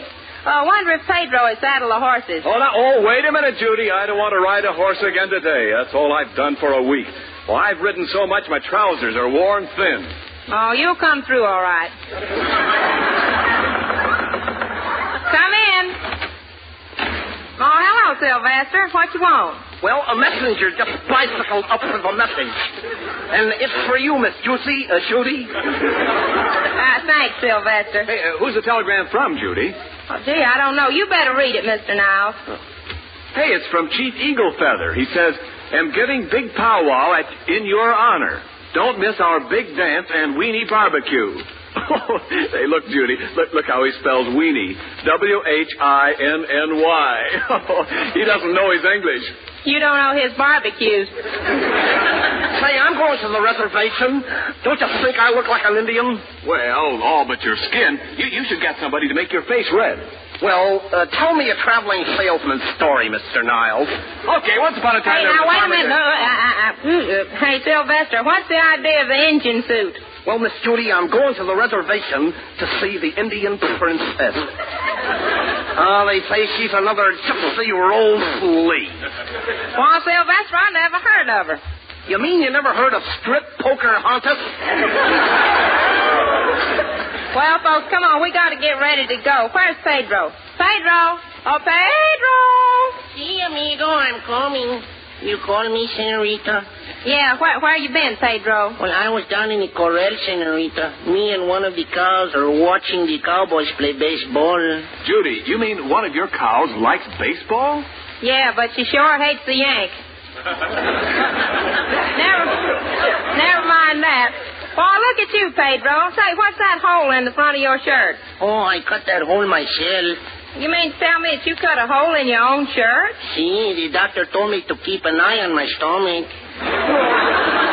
Well, never mind your stomach. You just keep an eye on Loverboy. We're going over to the reservation to get some spring waters that the Indians use to cure all aches and pains. Oh, don't worry about Loverboy. I built a little house in the pig pen so I can watch him. You built a house in the pig pen? Oh, a cabin in the sty. Senorita, that was a little chili con carne. Say, can I go to the Indian reservation with you? I'd like to have a dance with you. Oh, I'm afraid not, Pedro. You see, I'll be the only girl there that ain't a redskin, and besides, I'll be busy. Well, if there are not enough white girls to go around, then Sylvester and I will draw squaws.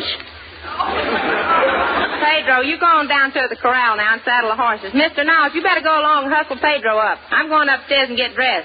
Uranium! Let's go through this door. After you, Pedro. Senor, after you. Oh, no, Pedro, after you. Say, I'm after both of you. Who are you? From Vitamin Studios. We can use a couple of guys like you. Oh, the movies are after us, Senor Niles. They are. Oh, thank you too much for getting me to use Colgate tooth powder.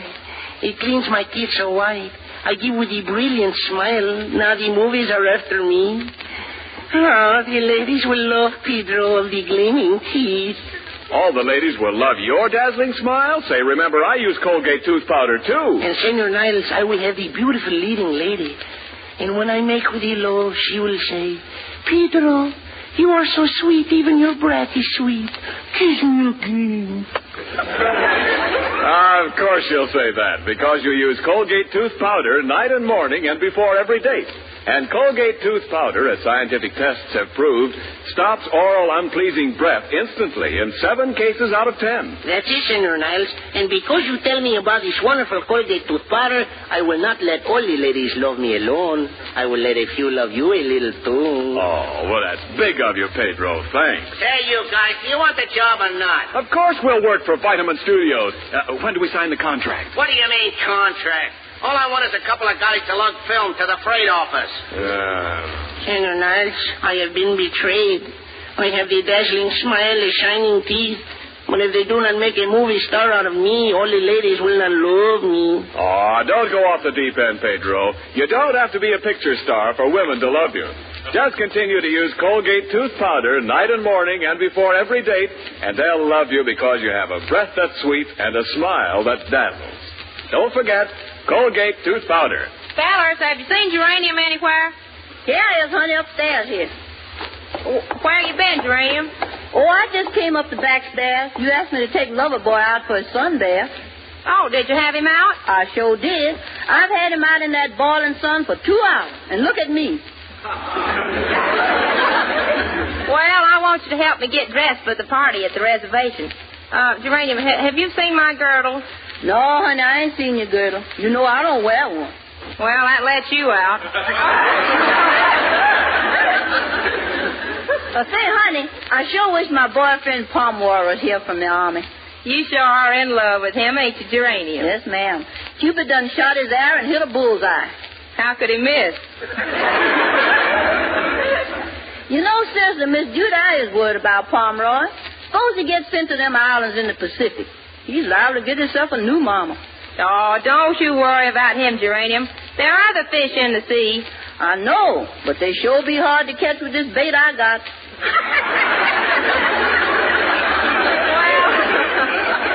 Come on now, let's not worry about Pomeroy now. We got to get on over to the reservation. I ain't going, Miss Judy.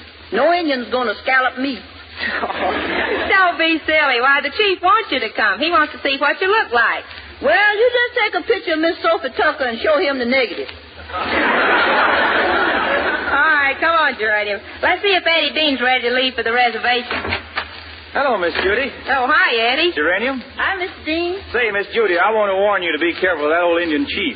He's bad medicine. Mighty bad. Keep that up and somebody will shear you. Eddie, tell me, are you going to sing at the powwow? Well, I got a little number ready here. It's called Goodbye, Little Darling. It goes something like this.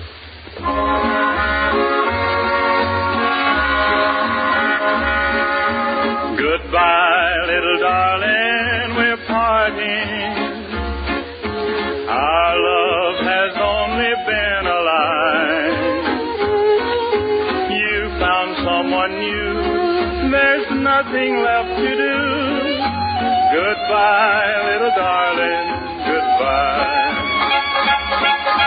Goodbye, little darling, I'm leaving. Kiss me one tender last goodbye. I found out today I'm only in your way. Goodbye, little darling, goodbye. Goodbye, little darling, I'll miss you. Just like the stars would miss the sky. Though we have to part, you'll always have my heart. Goodbye, little darling, goodbye. Goodbye, little darling, don't worry. We'll meet beneath the Texas sky. I don't know when or where, but darling, I'll be there. Goodbye, little darling, goodbye.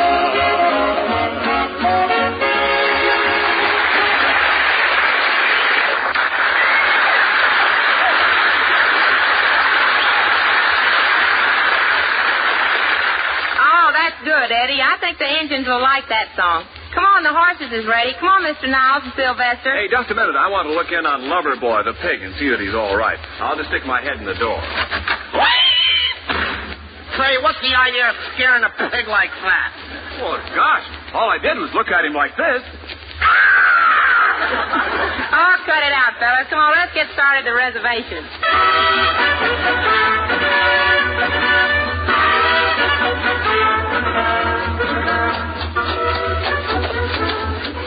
Well, we'll soon be at the reservation. I hope so. When I started, I was a tenderfoot, but now the condition is friend. Hey, look, Judy. There comes an Indian scout. Autumn, you Canova party? I take you to Big Chief. Thank you. This here is Mr. Niles, Mr. Dean, and Geranium. What's that? You don't look so hot yourself. Quiet, paleface. Are you kidding? Never mind, Geranium. Come follow me. The tribe awaits you. The tribe? How many men in your tribe? 42 bucks and a chief. Who's the chief? The guy with the 42 bucks. Silence. We are approaching Seminole Village. Listen, you can hear them singing their Seminole war song. Seminole cowhand from the Rio Grande. Gee, these Indian gals are sure lucky. 3 Frank Sinatras. Step aside, paleface. Make way for Chief. My, that must have been the super chief. Greetings, children of the great white father. Hey, Judy, this is the chief. I'll speak to him in Indian language. Big Chief'em, we are Canova party. We come seek 'em mineral waters to cure 'em, sick 'em, pig 'em. We smoke 'em, pipe of peace 'em. You understand 'em? Hey, boys, get a load of this jerk. Hey, where do you Indians come from, Chief? We come from upper headwaters, Winnebago. We come from Creek and Back Lumbago. My, Miss Judy, what a tall, dark, and handsome man. Quiet, Geranium. He's an Indian. He's a redskin. Uh-oh, my mistake. He was standing in a shadow. Miss Canova, we have great feast prepared. Me, great deer hunter. In your honor, me shoot 'em buck. Me fed him. Geranium, stop that now. Stop. Yes, Gerania, we've got to make a good impression on these Indians. Say, I noticed, Mr. Niles, that you're trying to make an impression on the Indian girls standing over there. Why, Judy, I'm not trying to impress those girls. Well, then roll down your pants legs. We now start big powwow. Begin tom-tom. Tom-tom, tom-tom, tom-tom. What's the idea of saying tom-tom? I broke my drum. Hey, Miss Judy, I don't get in the dance. You know, I swing on heap 'em, big 'em, hip 'em. You know you got heap big 'em, hip 'em to swing 'em. Stop the dance. Here come Warrior Crazy Horse with prisoner. Well, look yonder, it's Sylvester. Yeah, get your hands off of me. Get your tell this savage to release me before I sock him in the foot. Me feel like I back by waters of Minnetonka. Say, Sylvester, what were you doing? Well, I was dancing around the fire with the other Indians and singing a Seminole war song. Well, why did they grab you? In my exuberance, I put out the fire. Say, Judy, we'd better get those mineral waters from the chief and get back to the Rancho. Yeah. Oh, Chief, will these here mineral waters really cure my poor little pig, my poor little lover boy? That water cure everything. This is old Indian herb water. Well, give me a jug full. Oh, herb. Yeah, Chief. Give this lady a jug of water. Say, wait a minute, Miss Juicy. Why don't you get a jug of this stuff here? It's better. Paleface, put down jug. You are drinking sacred Indian love potion. Save a large portion of that for me. No, this for our brave young men who are bashful in lovemaking. It gives them courage when they woo. Woo? Woo. Woo! Say, Sylvester, do you realize what you've done did? Why, that stuff will make you romantic and want to make love. Do you feel any effect? I don't feel a thing. Let's neck. I'm getting out of here. So long, Chief. Go back, Miss Juicy. I love you. I worship you. Come elope with me. Oh, don't be silly, Sylvester, or you got a face that only a mother could love. Okay, where can I reach your mother? Now stop this minute. That there water's done gone to your head. You mean you won't join me in wedded bliss? Why, certainly not, Sylvester. But say, I tell you what I'll do if you behave yourself. I'll let you be the most important man at my wedding. The most important man at your wedding? What shall I do, Miss Doofy? You can give me the shower.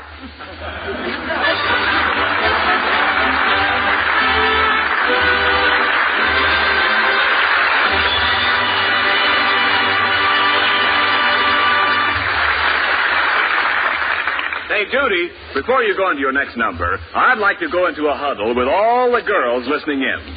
Girls, today your chance for a big evening is apt to be a gift from the gods. That's why you've got to click quick. So be sure to use Colgate tooth powder faithfully night and morning and before your date. And then when your big moment arrives, smile, and he'll come in on the beam. Then what your smile invites, believe me, your breath will not turn away.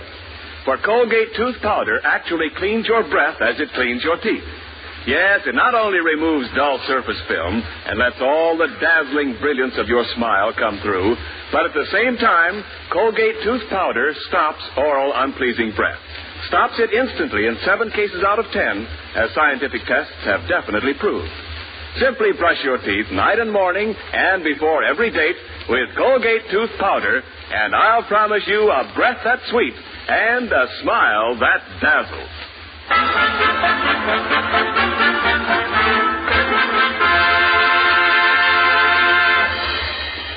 Oh, Mr. Niles. Yes, Judy? I can't go out with you tonight for many reasons. Well, but, Judy, I haven't even asked you. I know, that's one of the reasons. Well, look, Judy, before you go anywhere, how about singing a song? What'll it be, huh? You'll never know. Well, maybe, but sing it anyhow.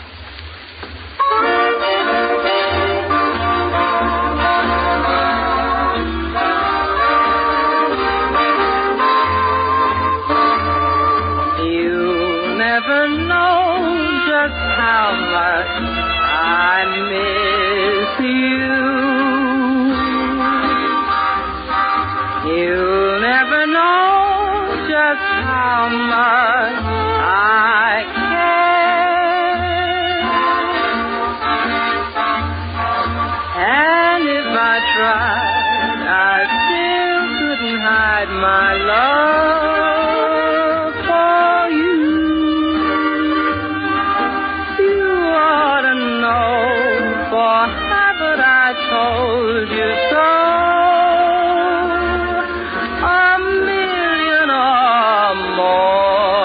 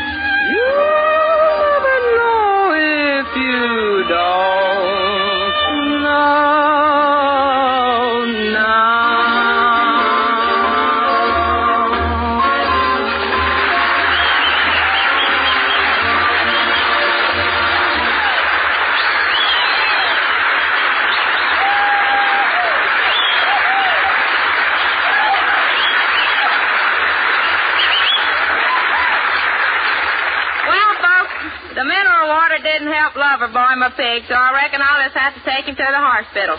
But I'll be seeing y'all next week at this very same time. And in the meantime, if you want a breath that's sweet and a smile that dazzles, use Colgate tooth powder. This is Judy Canova saying thanks a lot and good night, folks. Good night, Judy. This is Ken Niles saying, see you next Tuesday.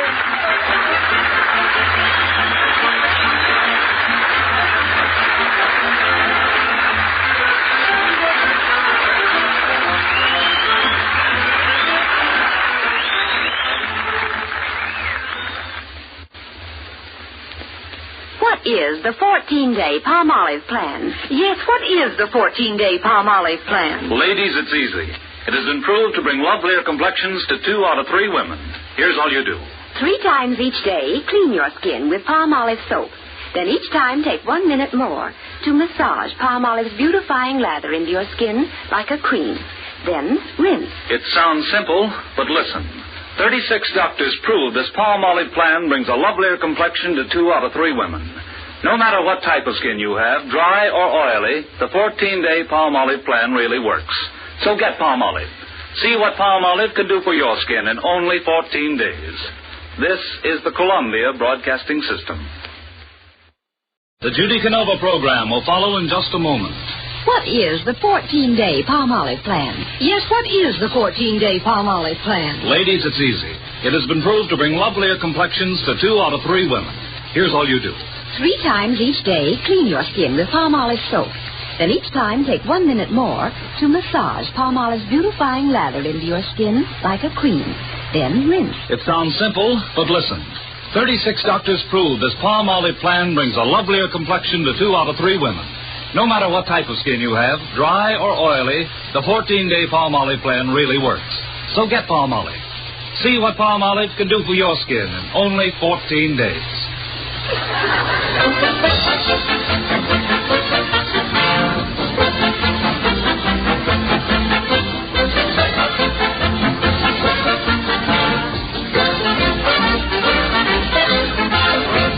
For a breath that's sweet and a smile that dazzles, it's Colgate tooth powder.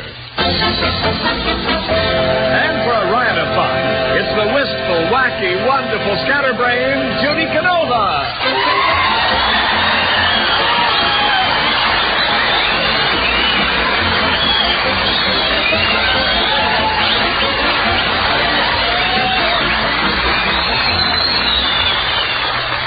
Folks, well, sir, I can't say welcome to Rancho Canova tonight because here I am a-setting in jail. Got put in here last week for breaking into Mr. Cary Grant's house. Ain't that fine how to do, though, being in jail on Columbus Day? Good old Columbus. He's the feller that discovered this country. If it hadn't been for him, America would still belong to the Indians instead of the Democrats. You remember how Queen Isabella went out and hawked all her jewelry so he could sail across the ocean? That just goes to show you what a gal will do for a sailor. And when the king asked her why she hawked her jewels, the queen said, well, I gave Columbus some money so he could buy himself 3 schooners and sail for America. The king said, 3 schooners? If I was going that far, I'd get good and stiff. Well, sir, after sailing for 3 months on the rough seas, they sighted land. Columbus saw the Indians standing on the beach dressed in nothing but shorts. That's why he named it the West Indies. When they landed, Columbus and all his men, they was in rags. Columbus made himself a pair of shoes out of seaweed, his socks out of moss, his shirt out of sunflowers, and his hat was made out of orchids. He'd looked all right, too, only his pansies was drooping. Yes, sir, there he stood, all surrounded by zillions and zillions and trillions and zillions of Indians. And them Indians just stood around there looking at him. Columbus says, what's the matter? Am I the first white person you've ever seen? The chief says, no. Eleanor went through here yesterday.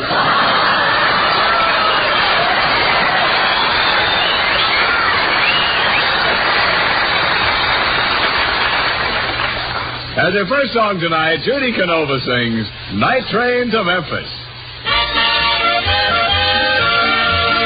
Take that night night train to Memphis. Take that night train to Memphis. And when you arrive at the station, I'll be right there to meet you. I'll be right there to greet you.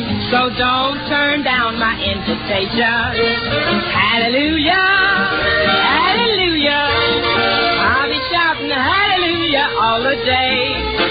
Oh, we'll have a jubilee down in Memphis, Tennessee, and I'll shout hallelujah all the day. Right now, I don't want to go to California, no Macon, Georgia for me, no Alabama or Indiana, just take me back to Tennessee. Take that night train to Memphis, take that night train to Memphis. You know how I'm longing to see you. Leave at 3:57 and arrive at 11. Then I'll be shouting hallelujah, hallelujah. What? Hallelujah. I'll be shouting hallelujah all the day. Well, we'll have a jubilee down in Memphis, Tennessee. And I'll shout. Well, yes, I'll shout. I will shout hallelujah all the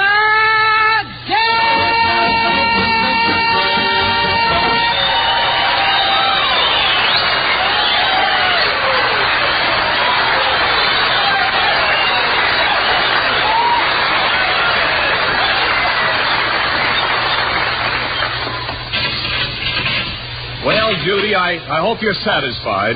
Here we've been in jail for a whole week. I told you not to try to get into Cary Grant's house when he wasn't home. Don't you be yelling at my honey child, Mr. Niles. Well, he's right, Geranium. Gee, I insisted on climbing in Cary Grant's window. I didn't realize we was breaking in. We got to get out of here. Look, we're all getting that prison pallor, wan and ghosty looking. We're pale. Are you kidding?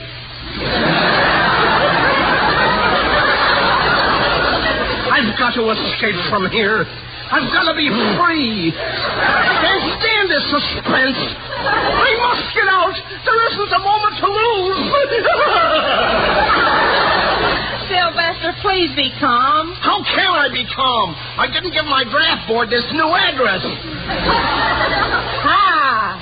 How little did I realize that a simple, unsophisticated country girl, would succumb to the wiles of the big city. Here I stand degraded in the eyes of my fellow men, incarcerated behind these gray walls, a victim of circumstance like a tiny bird with a broke wing, caught in the talons of the law. Wait a minute, Judy. What is this? Well, Columbia Pictures told me to ham it up a little tonight. A little? You've used up all your red points.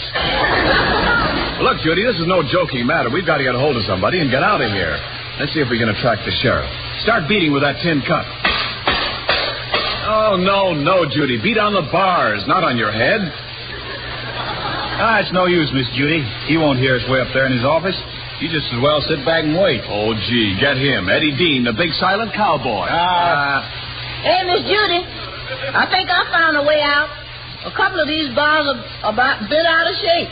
Oh, Geranium, you're looking through Eddie Dean's legs. If I had the wings of an angel, or these the prison walls I would fly. That's all we need. Wings. We could all soar through space. Just give me a pair of angel's wings. Give me a pair of water wings. Snuffer and succotash. I'm just trying to raise your hopes and bring in a ray of sunshine. Well, you're doing all right. Every time you talk, I see a rainbow. Let me out. Let me out. I'll never do it again. I'll never do it again. Never. Who's that? The guy that wrote Pistol Packin' Mama.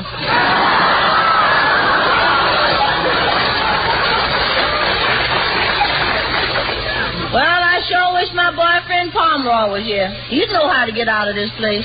You mean to tell me that Pomeroy's been in jail? Yes, ma'am. It was last New Year's Eve. Policeman claimed he was drunk. Pomeroy was down on his hands and knees in the middle of the road. Well, that doesn't prove he was drunk. I know, but he was trying to roll up the white line.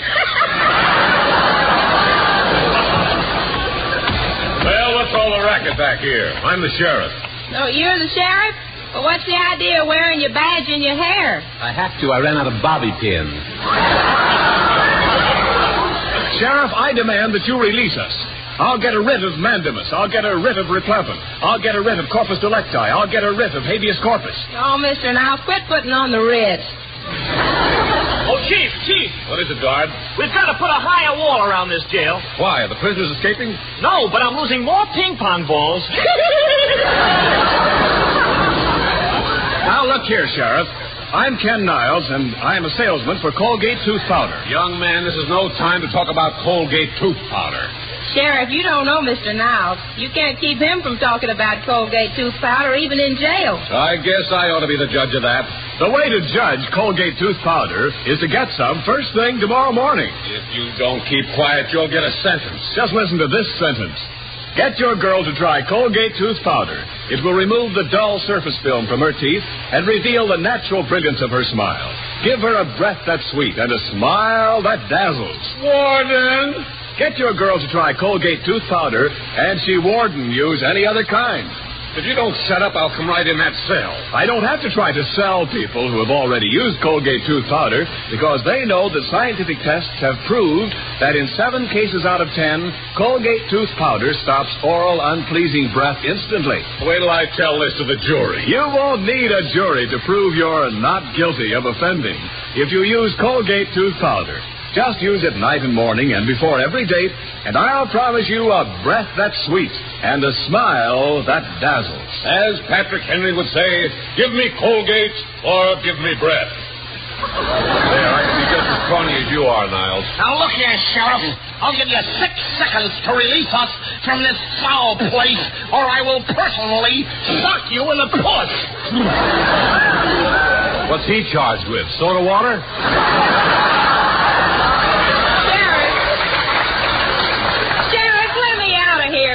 I ain't a criminal. I'm just a attractive American girl, ain't I?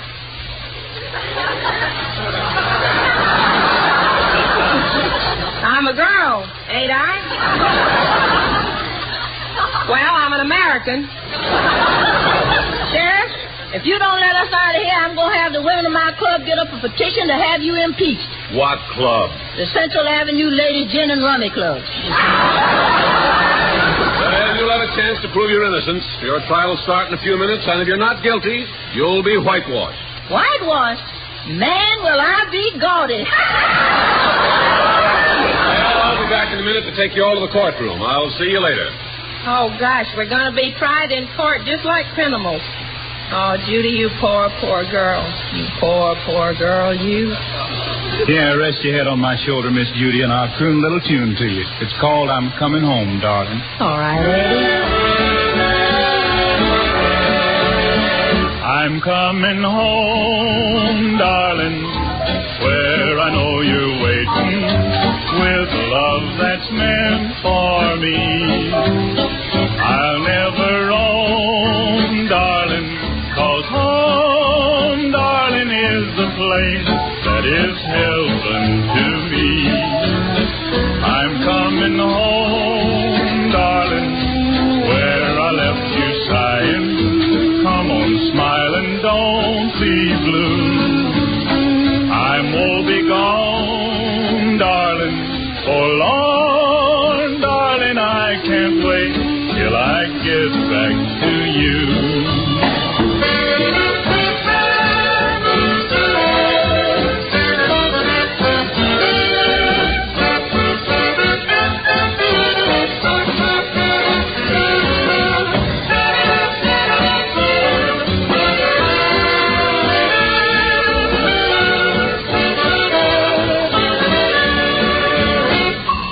Coming home, darling, with the love undying, to a pair of arms I knew. God bless our home, darling, for home, darling, is the place where our dreams all come true.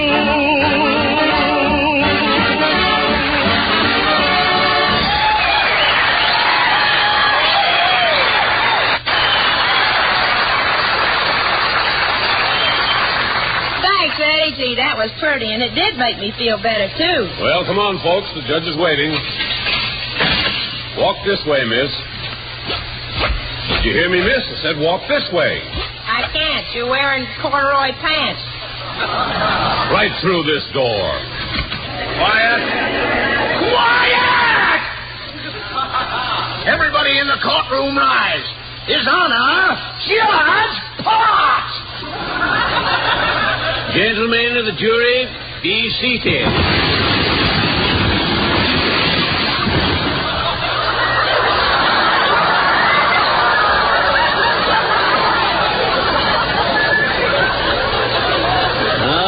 Shucks, I always forget to put seats in there.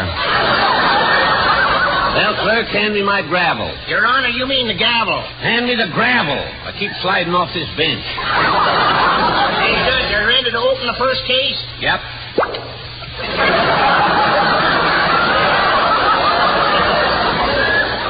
My, has quite a head on it, hasn't it? Well, what are these prisoners charged with? They are charged, Your Honor, with willfully and unlawfully trespassing on the premises and property of Cary Grant. Well, this is the most contemptible thing that I've heard in all my years at the bar. A little less time at the bar and you wouldn't be so contemptible. Young lady, I fine you $100 for contempt of court. The man in the black nightie bids $100. Now, if it pleases the court, as defense attorney, I would like to have a few minutes to draw up my briefs. What does he mean, Miss Judy, draw up his briefs? That's legal talk. He wants to pull up his shorts. Oh, no, Judy. Those briefs are paper. Paper? Gee, what won't the OPA think of next? Will the first defendant take the stand? Miss Geranium Jones. Kindly raise your right hand. I will if you raise your left foot. Why should I raise my left foot? Because you standing on mine. Will the witness sit down in front? I can't, Judge. I don't bend that way.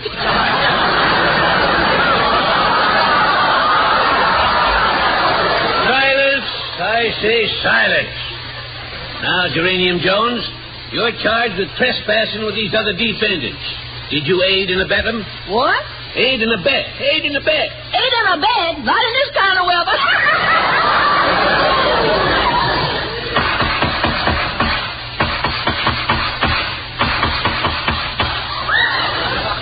Gosh, that was swell, Judge. Do it again. I like it better than all or nothing at all. Next witness, Judy Canova. Come.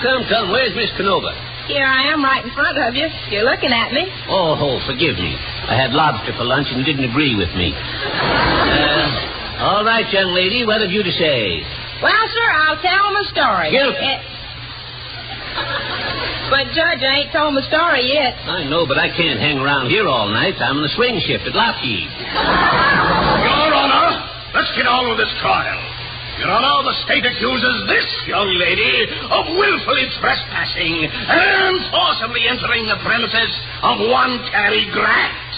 I charge that she is ipso facto and no pressure. Oh, what he said. You can't talk about my honey child. Why, I'll cut your habeas corpus so deep you won't be able to tell your ipso from your facto. Your Honor, please, sir, I'd like to plead my own case. See, I couldn't do nothing wrong. I've always been bashful and shy. Well, I remember on my 12th birthday, my father and mother gave me a little dresser from a bedroom. I always kept it turned to the wall. You kept it turned to the wall? Why? I didn't want the drawers to show. Your Honor, you see, I ain't never had a boyfriend, and week before last, when Mr. Cary Grant come out to Rancho Canova to sell me some warbines, he told me that I should ought to drop out to his house and see him sometime. Yes, but my dear young lady, you shouldn't have climbed in the window. Imagine if I climbed in your window. What would people say? People would say we're in love. Well, let's have order in the court here and get going again. Just a moment, Miss Judy. I'll be your lawyer. I'll handle your defense. Wait until I take a drink of water. Gosh, WC Fields must have been breathing in the reservoir again. I object. You object. Why? I didn't get any. Now, just a second. Is this the quality of mercy that is not strained? That falleth like the gentle dew from the heavens and pours down its benedictions on the innocent? Get my umbrella. The courtroom's leaking. Now, let's head order in the court here. Young lady, I'll have to make an example of you. Now, Your Honor, please. We can settle this whole thing quickly. Call Cary Grant on the phone. He'll vindicate Miss Canova. Say, I've got a better idea. Let's call Ann Sheridan. Ann Sheridan? For what reason? Shucks, Judge. Do you have to have a reason?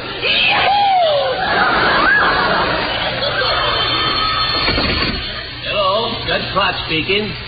Oh, Cary Grant. What? Oh, I should dismiss the case? Well, I'll do it. Thank you, Mr. Grant. Goodbye. Miss Canova, before I dismiss this case, I want you to know that you are up on a very serious charge. I want you to promise me that you won't pull anything again as long as you live. Do you understand? Will you promise me that you will never pull another thing? Well, shucks, I'd like to, Judge, but who's going to milk the cows?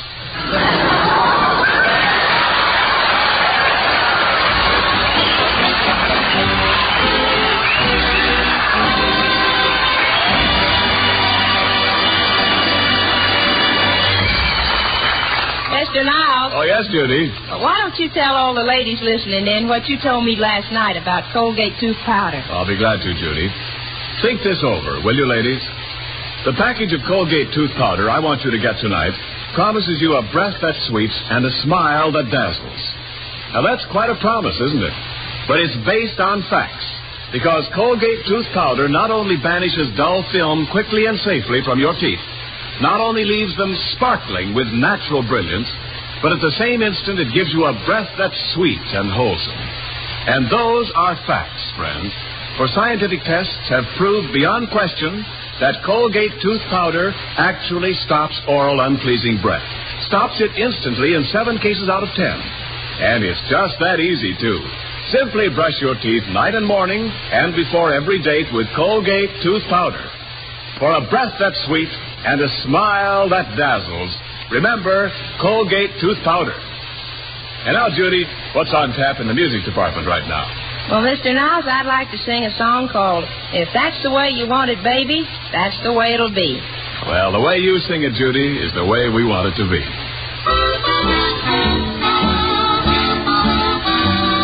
If that's the way you want it, baby, baby, that's the way it will be. I'll wait for you forever, baby. I'll wait because I'm sure that you're waiting for me.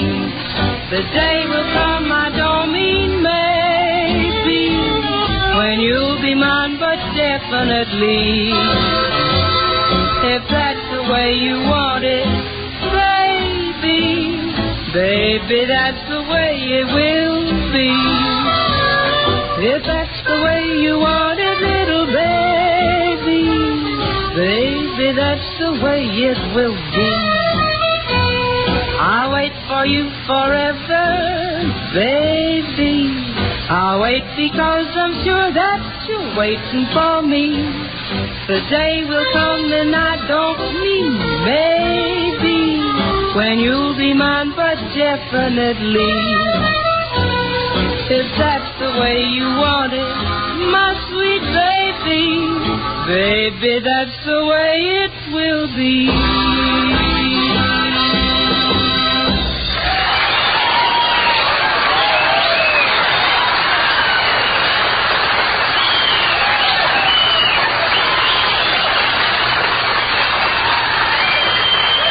Now here's Judy Canova with a serious message. That's right, Mr. Niles. I am serious about this. Every woman knows that there are bound to be casualties in this war, and that any day her son, husband, or sweetheart may be among those injured. You can't be there to help, but here's something you can and should do. Fight in your own kitchen.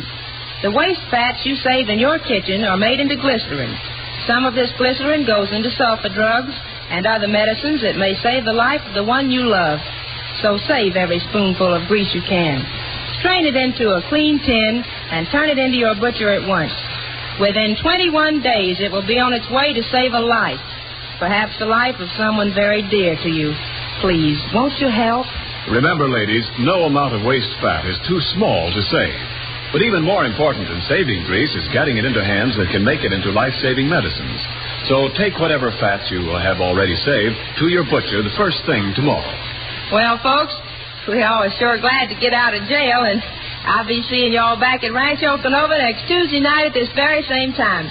But before I say good night, I just want to thank Major General Wogan of the 13th Armored Division and all the boys for their invitation to be their guest at the first birthday anniversary of California's own division, Camp Beale, Sacramento, next Friday.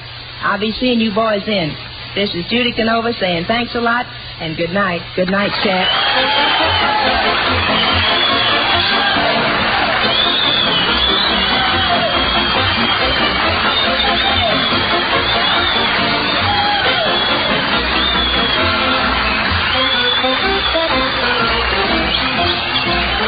This is Ken Niles saying, if you want a breath that's sweet and a smile that dazzles, use Colgate tooth powder night and morning and before each date. See you all next Tuesday. This is the Columbia Broadcasting System. The program will follow in just a moment. What is the 14-day Palmolive plan? Yes, what is the 14-day Palmolive plan? Ladies, it's easy. It has been proved to bring lovelier complexions to 2 out of 3 women. Here's all you do. 3 times each day, clean your skin with Palmolive soap. Then each time, take 1 minute more to massage Palmolive's beautifying lather into your skin like a cream. Then rinse. It sounds simple, but listen. 36 doctors prove this Palmolive plan brings a lovelier complexion to 2 out of 3 women. No matter what type of skin you have, dry or oily, the 14-day Palmolive plan really works. So get Palmolive. See what Palmolive can do for your skin in only 14 days.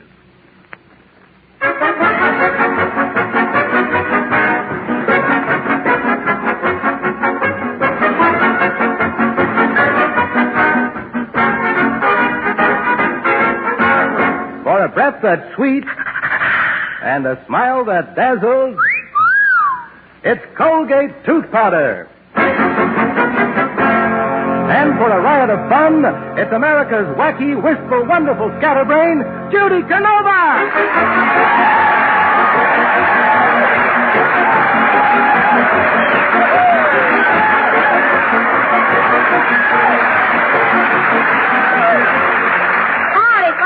And welcome to Rancho Canova. Well, sir, I certainly had myself a swell time last week. I was the honored guest of the 13th Armored Division up at Camp Beale at Sacramento, California. And I want to say right now that I sure had fun. I went up there in an Army bomber, and when they invited me to drop in on them, I didn't think they meant it until the bomb bay doors opened and I fell out.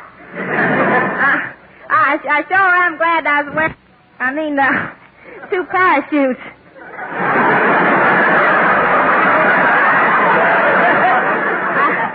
Yes, sir. I needed that, sir. I needed that other one where I landed. While I was riding in the bomber, I had myself quite a talk there with the rear gunner. That's the fellow that has to get the lead out fast. Up there when they have a celebrity to visit them, they fire a 21-gun salute. So when I got there, 2 KPs walked out and busted a paper bag. General Wogan, he's the commanding officer up there. He sure is a nice fella. He just took me all over that camp, and he says to me, Miss Canova, what would you do if you had all these men under your command? I says, well, General, I bet I'd have more fun with them than you have. When I got there, I went right into the mess hall and I had dinner. They was all eating chicken. One fella was an aviator, and he ate so many wings he felt like flying. Another fella ate so much neck he felt like necking. I just felt like sitting there.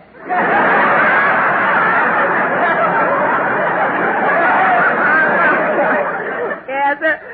One fella says to me that when we got through there, that he was going to AWOL. I said, you mean you're leaving camp? He said, no, AWOL. After women or liquor.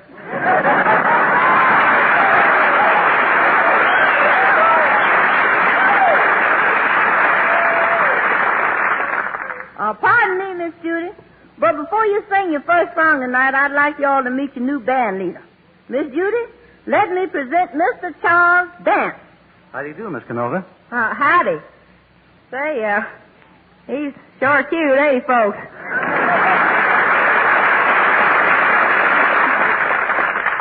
Mr. Dance, you can just call me Judy. Well, thank you, Judy. You know, I've seen you in all your pictures, and I think you're terrific. Would you like to have dinner with me after the broadcast? Gee, a musical wolf. Well, I'll go, but I hope you ain't like the last musician I was out with. Well, did you hit all the night spots? Did we? Sure. Over to the Owl drugstore, then Thrifty's drugstore, then back to the Owl drugstore. Well, I'm telling you, at midnight I was spinning. You were? Yep. I got my head caught in the malted milk machine. Well, how about your song, Judy? That popular favorite that so many people have asked you to repeat. Pistol Packin' Mama.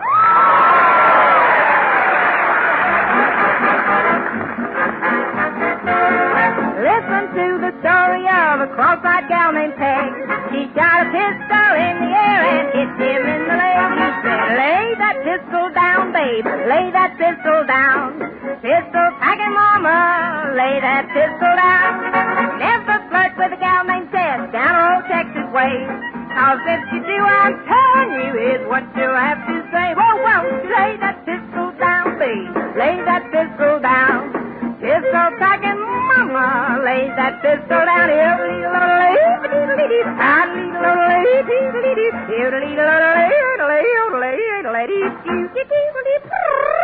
Happy made a batch of corn, the revenuers came. Their draw was so now they know that you can't do that to me.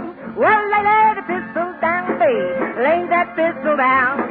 Pistol packing mama, lay that pistol down. He was singing songs in the cabaret. Was he having fun? Until one night he didn't sing right, and now he's on the run. Oh, lay that pistol down, babe. Lay that pistol down. Pistol packing mama, lay that pistol down.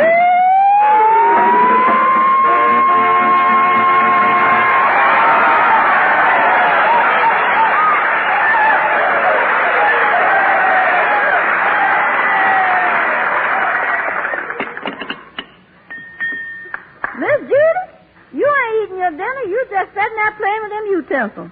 Oh, I guess I'm just lonesome tonight, Geranium. Gee, I sure wish that Mr. Niles hadn't gone back to New York. Oh, honey, I knows what's the matter with you. You's in love with Mr. Niles. Ah, don't be silly, Geranium.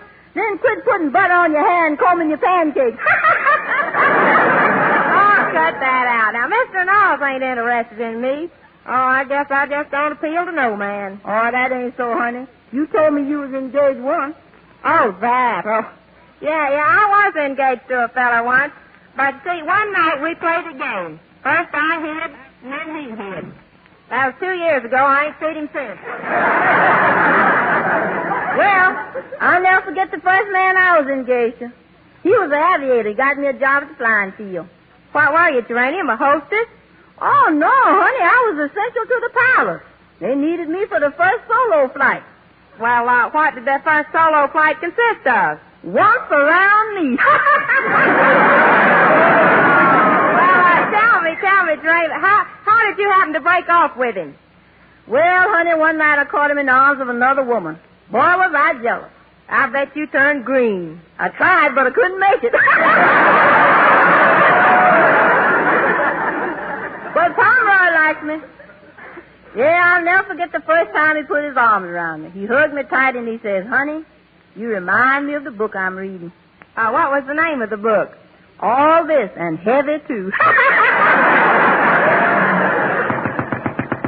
Come in. Pardon me for talking in your face, Senorita, but now that Senor Niles has gone away, I would like to have his room. You just have to stay in the bunkhouse, Pedro, because there's plenty of people walking the streets that can't get a room on account of the shortage. That's right, honey. Why, the hotels is full, all the apartment houses is full. Why do you think Miss Roosevelt keeps flying around the country? I walked into a hotel yesterday and the lobby was all dark. I says to the clerk, I says to him, why don't you open the Venetian blinds? He says, I did yesterday and 4 guests fell out. Senorita, I wish you let me sleep in the house because when I sleep with Gonzales, I freeze. He is part Indian. Well, what has Gonzales being part Indian got to do with you freezing? When he walks in his sleep, he takes the blanket with him. I'm sorry, Pedro. I put an ad in the papers, and I'm going to rent the room to somebody who needs it. Oh, this might be somebody about the room now. William, hand me a comb, and I'll give my hair a few swipes, yeah? My, I've got noisy pigtails. Come in. Oh, shucks, it's you, Sylvester. What do you want? I just came in to tell you that I moved all my stuff into Mr. Niles' room.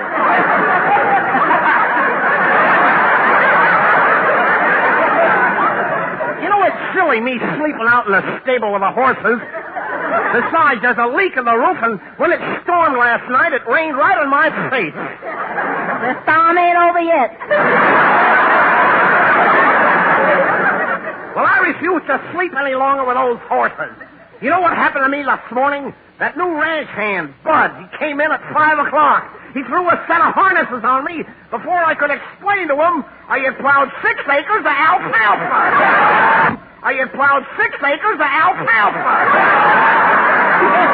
Well, listen here. Now take off that feed bag and go get your things right out of Mr. Niles' room. Miss Judy, you're making a serious mistake. I could be useful around the house when you're lonesome. I could make love to you. You make love to me? Certainly. I got sex appeal, and when I start romancing, I can sure turn it on. Oh, as far as I'm concerned, you can turn it off. Now you go move that stuff out of that room. Oh, suffering suckabag.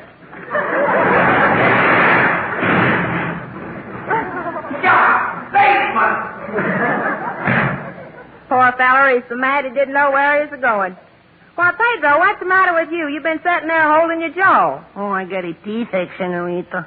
You poor man, you poor man, you. Which teeth is it that bothers you? It is my tobacco tooth. Your tobacco tooth?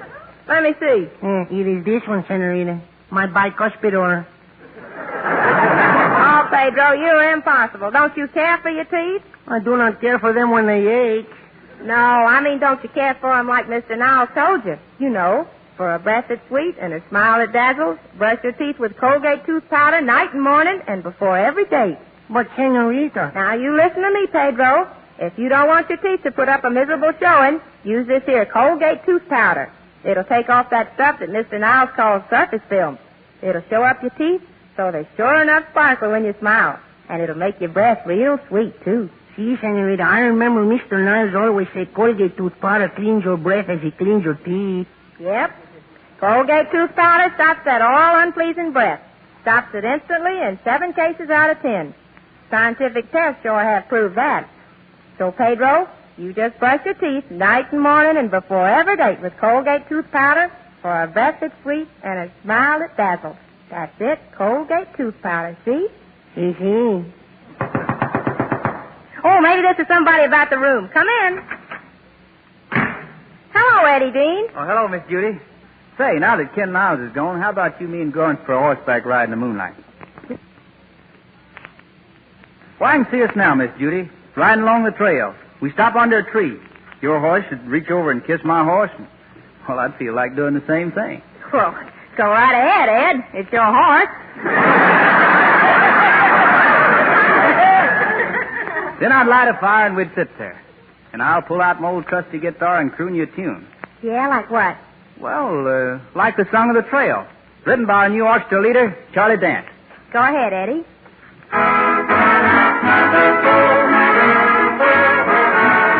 I'm singing the song of the trail, my song of the mountains and plains. I'm lonesome tonight by the campfire for pals that I'll never see again. In the glow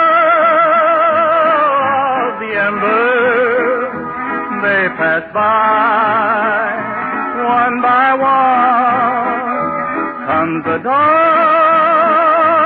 and their faces slowly fade with the sun.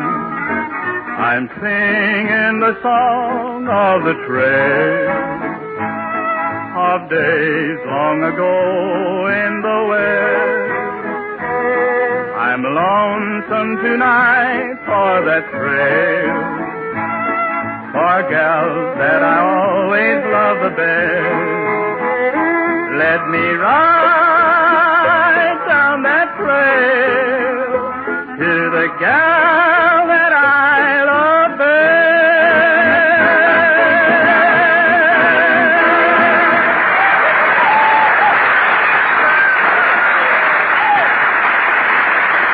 Oh, that was real pretty, Eddie. Come in. Ah, my little Bublishka. You are понимает Nizhny Novgorod Slobodka. Say, that's Russian. Why didn't you say it in English? You wouldn't like it. I have come for a room. My name is Smaguzniak K. Smaguzniak K. Smaguzniak. Well, what's the K for? To break the monotony. I had just arrived in this country from Russia. From Russia? How'd you get out of Russia? I followed the Germans. I was a member of the Moscow Opera Company. I studied under Linkovich, who studied under Kremovich, who studied under Blankovich, who studied under Moscovich. My goodness, how could you tell Vitch was Vitch? Is that girl Hachakornia? There, honey, he don't look like no Russian to me. Make him prove it. I'd like to hear him saying something in Russian. What would you like to hear, fair one? Are you kidding? Go ahead on now. Sing something in Russian. I tell you, sing the Volga Boatman. Okay, dokie. Oh, black jaw, oh, black jaw, oh, black jaw. What's old Black Joe doing on the Volga River? Manpower shortage. Well, I guess you're all right. I tell you, the room will be $10 a week. Please, let us not speak of money, honey. After all, money is nothing but a curse. Just a curse. Start swearing, brother. Start swearing. Perhaps, my little Bublitsky, we can make a business deal. In exchange for my room and board, I will gladly give you vocal lessons. In Russia, I am known as a great tutor. All right, let's hear you toot something. Quiet, Geranium. Mister, your offer interests me. I sing a little. I ain't got nobody. You ain't got no voice either. What's the matter? Don't you like popular music? Well, there is one song I like. It's called Sunday, Monday, and Betty Grable. Well, that's right, cute. But I tell you, my favorite is Praise the Lord and Pass Cary Grant.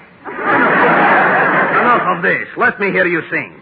Hit do. Do. Hit re. Re. Hit me.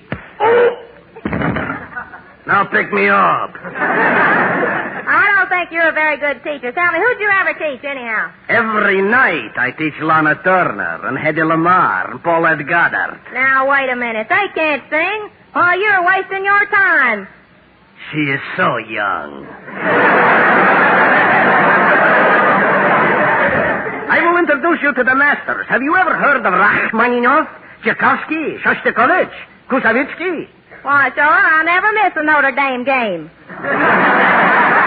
Oh, Miss Judy, I just came in to tell you that I moved all of my clothes out of Mr. Niles' room. I'm glad you did, Sylvester. See, this gentleman is our new roomer. Sylvester, meet Mr. Smagoozy.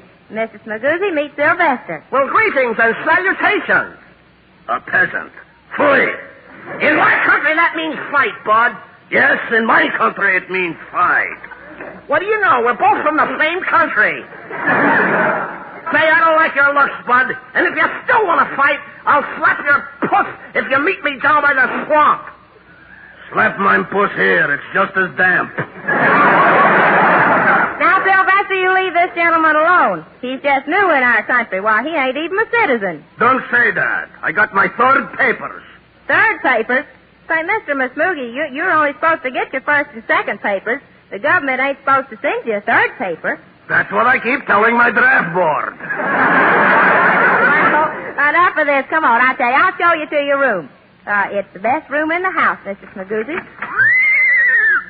What kind of room is this? The bridal suite.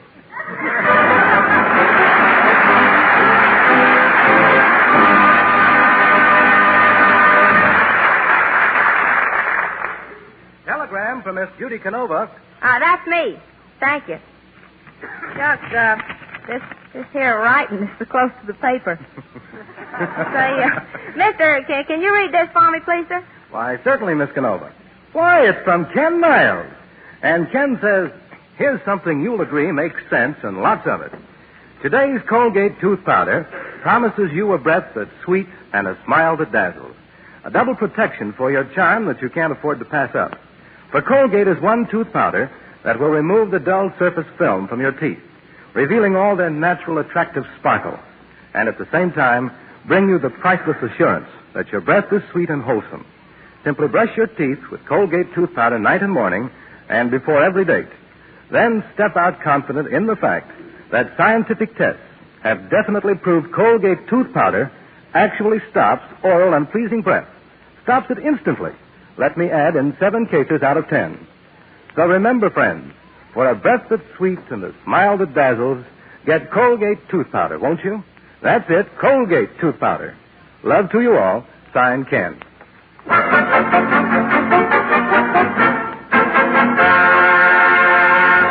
Oh, thank you, mister. Well, sir, I'm going to dedicate my next song to Mr. Niles way back there in New York. It's called Tears on My Pillow.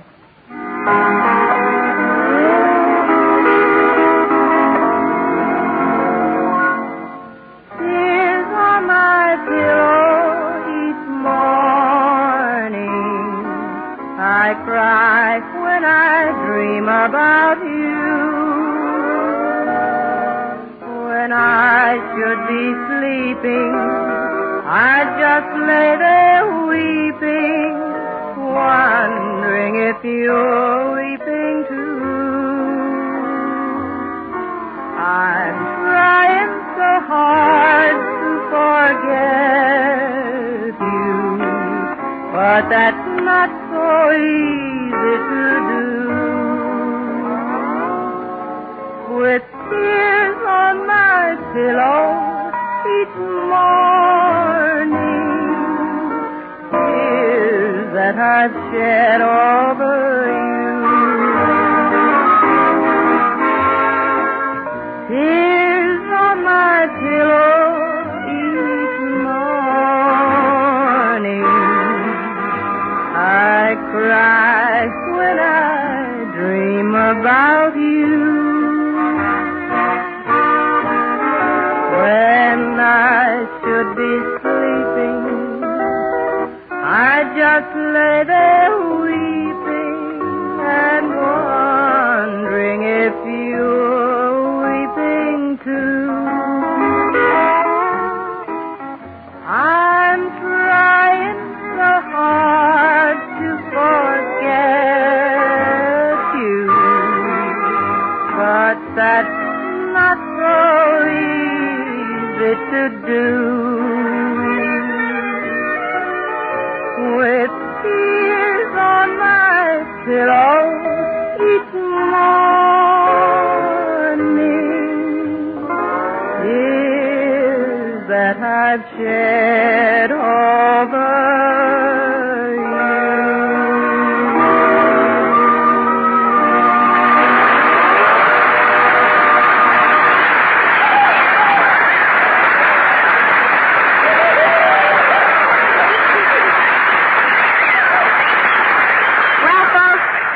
Mr. Muscuzzi is going to room with us. I'm looking forward to some singing lessons. And who knows? Why, I might even get in the Metropolitan. Say, we're going to have a big party to welcome Mr. Niles back next week, so you're all invited out to Rancho Canova.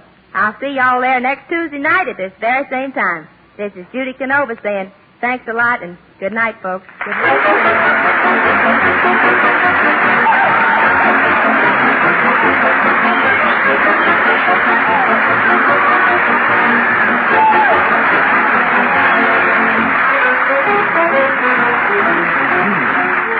Don't forget, folks, use Colgate tooth powder night and morning and before every date.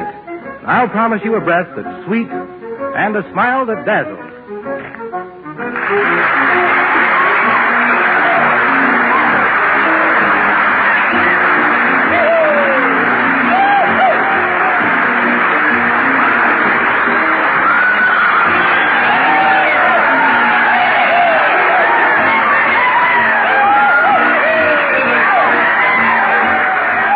is the Columbia Broadcasting.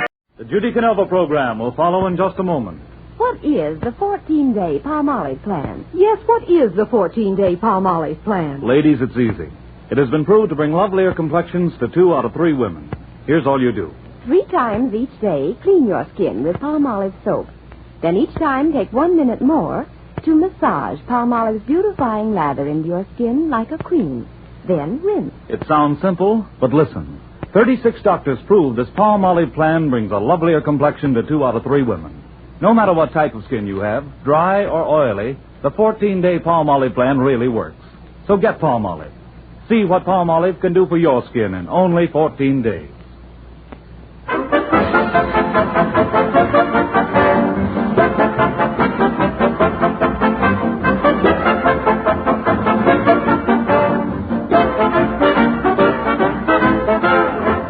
For a breath that's sweet and a smile that dazzles, it's Colgate Tooth Powder.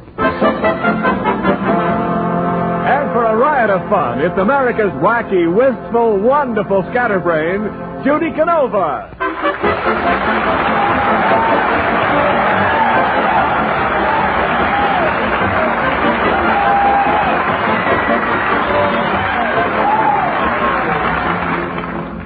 Howdy, folks, howdy, and welcome to Rancho Canova. Well, sir, I sure had me a fine time last week. I come down to Hollywood and went to a prize fight. You know something, I was surprised at all the married couples there. But I reckon after all, it's a change for married people to watch 2 men fight.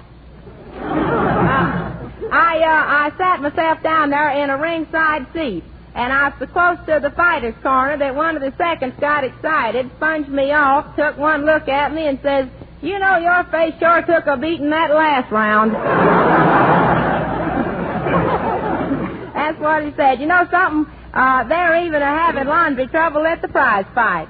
Yes, sir, that's the truth. Why, I heard one of the fighters yell, "Throw in a towel," and his manager throwed in a Kleenex. You know, I sure felt sorry for one fighter there, though. Why, he got knocked down 15 times in the first round. As a matter of fact, he had so much rosin in his hair that when his manager combed it back, he played 3 courses of pistol-packing mama. I was sitting there, you know, and all of a sudden I turned to a feller sitting next to me, and I says, "Looky yonder, you know something? That fighter in the black trunk sure is classy. He can fight and eat a hamburger at the same time." Man says, "Lady, that's no hamburger. That's his lower lip." The semi-wind-up fight was sure good, though. I don't know what one fighter had in his glove, but just before the bell rang, a horse come down the aisle with a policeman and says, "There's the fella that stole my shoe." You know something? I just love fights. I do. I really do. My pa was a fighter. Yep. He was a pugilist with the capital P.U. And when he got a black eye, he used to put a beefsteak on it. Why, Ma used to black his eye 3 times a week so we'd have a little meat around the house. Getting back to the fight, I sure got excited when the main event come on. One poor fella there was getting punched all over the ring, and he just wouldn't fight back. I jumped up and yelled, "Throw that dope out! Throw that dope out!"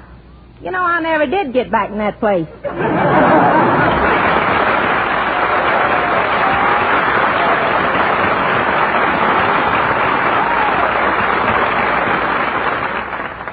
And now, folks, I'd like to sing for you a beautiful little ballad called Pistol Packin' Mama.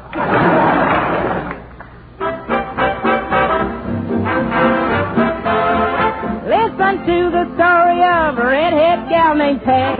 He shot a pistol in the air and hit him in the leg. He said, "Lay that pistol down, babe, lay that pistol down. Pistol packin' mama, lay that pistol down. Never flirt with a gal named Ted down old Texas way. 'Cause if you do, I'm telling you is what you'll have to say. Won't you lay that pistol down, babe, lay that pistol down. Pistol packin' mama, lay that pistol down.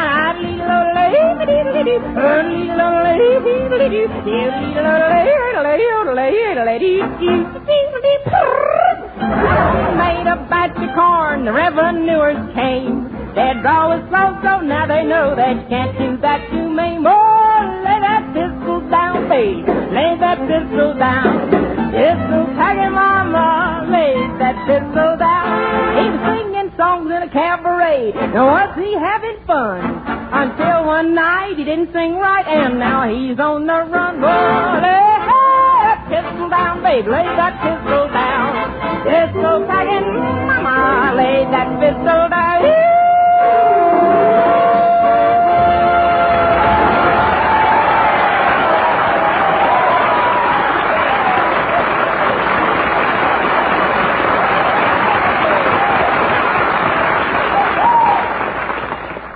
Mr. Smagoozy, say, how'd you like my song tonight? It was superb. It was colossal. But, Miss Canova, you were singing from the nose, weren't you? I certainly was not. Why? Your nose looks like it was trying to get away from something. I don't know why I'm wasting my time trying to teach you to sing opera. Now, listen here. You just can't talk me out of it, Mr. Smagoozy. I'm going to put on an opera out in the barn right after Thanksgiving. You'll never get people to pay money to hear you singing opera.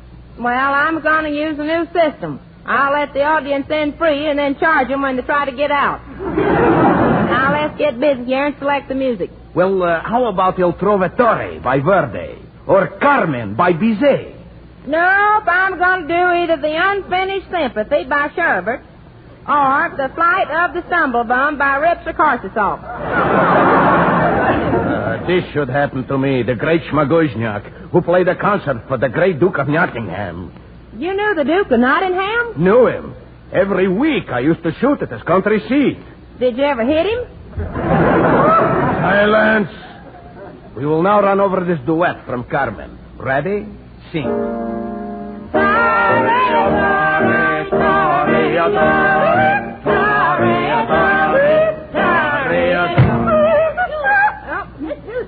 Yeah, you and Mr. Gooseneck, you all have to stop this noise. You're interfering with my cooking. Oh, don't be silly, Geranium. How could our singing interfere with your cooking? You just soured 3 quarts of milk. That is an insult. To think that I stayed up all night poring over this composition. I know you was pouring over something. How'd you know? I heard him when he staggered in. Well, never mind that, Geranium. Come over here. I want you to let out the seam on this opera costume I've got on. Hey, Miss Judy, I wish you wouldn't wear that costume in the opera. It's too risky. Look how low that thing's cut. Now, never mind that. How does the dress look? That's what I mean. In most places, it looks just like you. Why, Geranium, I thought you liked pretty clothes. Oh, I does, honey. You know, I'll never forget when my sister got married. Man, what an outfit. Well, tell me, what kind of a dress did your sister wear? Oh, it was beautiful, Miss Judy. It is made out of strips of white setting with strips of sheer lace in between. Oh, that must have been pretty. It sure was.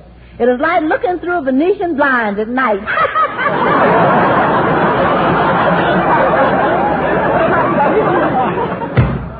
Oh, hello, Mr. Niles and Pedro. Where you been? Well, I've been out trying to hire an orchestra for the opera. Oh, pardon my talking in your face, Senorita, but we already hired my brother Jose to play the saxophone. But, Pedro, your brother Jose is a dentist. Oh, that is all right, Senorita. He can sit in the orchestra and make false toots. Don't be silly, Pedro. Senorita, when Jose played the saxophone, your blood, she will jingle. Tingle. Jingle. Tingle. Jingle. Tingle. Santa Claus is coming, no? Oh, stop it. Now, you go on out in the bunkhouse and study your part, because we're going to start rehearsing the opera in a little while. And remember, you play the bandit who steals the gold. Oh, can I wear a handkerchief across my nose? To disguise yourself? No, I may have to blow in a hurry. Well, you know, Pedro, the greatest blow to stained, dingy teeth is to brush them night and morning before every date with Colgate tooth powder. Oh, Senor Niles, I was talking about your nose. The nose? Why, yes, Pedro, everybody knows that Colgate tooth powder brightens teeth by removing dull surface film and letting all the natural brilliance of your smile shine through. Every girl who is popular with the boys knows that.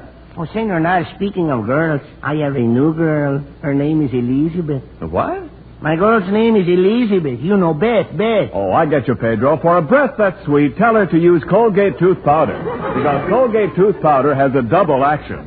It not only cleans your teeth, but at the same time, Colgate tooth powder stops oral unpleasing breath. Stops breath? Stops oral unpleasing breath instantly in 7 cases out of 10. as scientific tests have definitely proved. Oh, I get you, Senor Niles. Yes, Pedro, that's how to get a breath that's sweet and a smile that dazzles. Oh, you're killing me, Senor Niles. Well, Pedro, if you want to make a killing among the girls, remember to brush your teeth night and morning and before every date with Colgate tooth powder. And I'll promise you a breath that's sweet and a smile that dazzles. But don't forget the name, Colgate tooth powder. Oh, hello, Eddie Dean. Hello, Judy.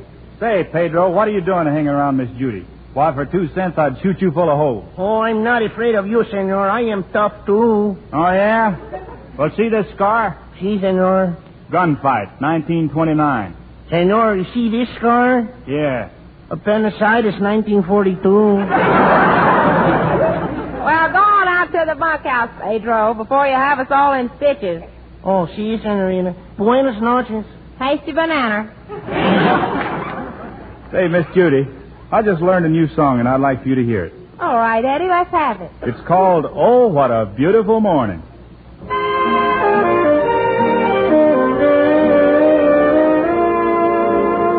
There's a bright golden haze on the meadow. There's a bright golden haze on the meadow. The corn is as high as an elephant's eye, and it looks like it's climbing clear up to the sky. Oh, what a beautiful morning. Oh, what a beautiful day. I got a beautiful feeling.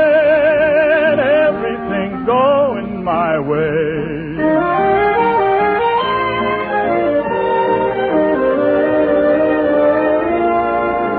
All the cattle are standing like statues.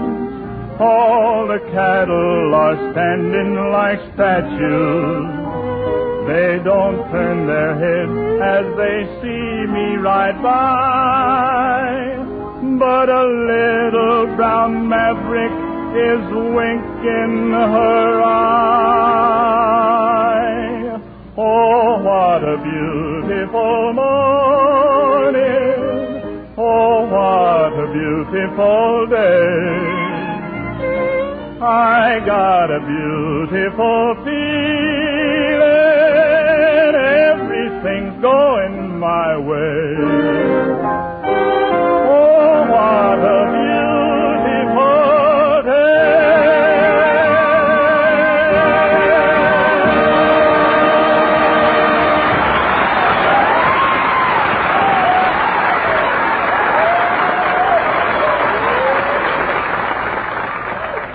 I think that's a swell tune, Eddie. Enough of this foolishness. I'm going out to the barn to set up the stage for the opera rehearsal. And by the way, there is one big scene in the opera that calls for a ballet dancer. I hope you have hired somebody from Hollywood to do the dance. Why, shucks, why can't I do the dance myself? I used to do a bubble dance. A bubble dancer. How about doing a little dance for us now? Sorry, no soap. Silence. Bah. You do not have the legs of a ballet dancer. Where did you get such bow legs? I used to hitchhike to school on oil trucks. This is my final word. Unless you get me a premier danseuse of the ballet, there will be no opera. The great Schmaguzniak has spoken. Come, Mr. Niles. Now, ain't this a fine kettle of fish? Where am I going to get a ballet dancer at this time of day? Geranium! Oh, Geranium! Come in, honey. What's up?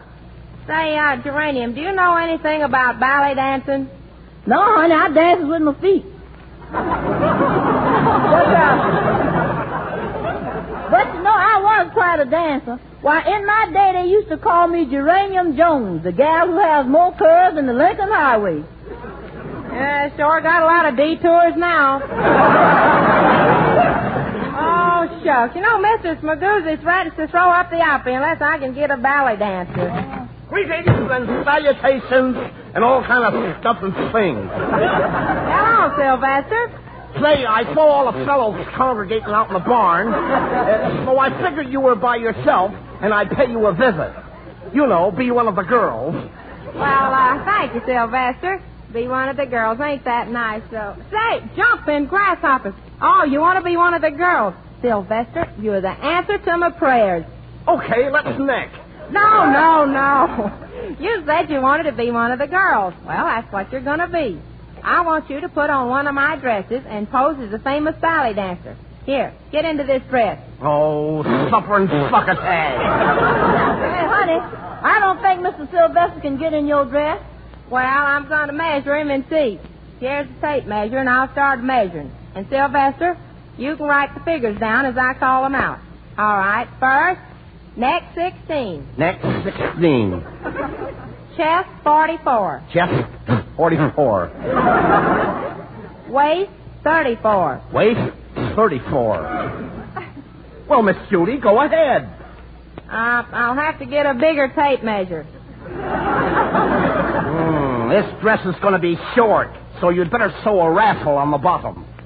Sylvester, you mean ruffle. A raffle has to do with a turkey. Well, in this dress, I'm no pigeon. Now, you go ahead and get busy and get dressed now, and Geranium will help you put on some makeup. I'll see you out in the barn, and don't forget, you're a lady. Hey, Judy. Come in, Mr. Niles. What's the matter? Gee, Smagooznok's out in the barn, and he's tearing his hair out waiting for you. Well, I had to find a ballet dancer for the opera. She's in the house now dressing. She'll be out here any minute. Oh, introduce me. I'm sort of a ladies' man. Well, this dancer's sort of a ladies' man, too. Well, I'll call her. Sylvia, are you ready? I'll slip on something and come down.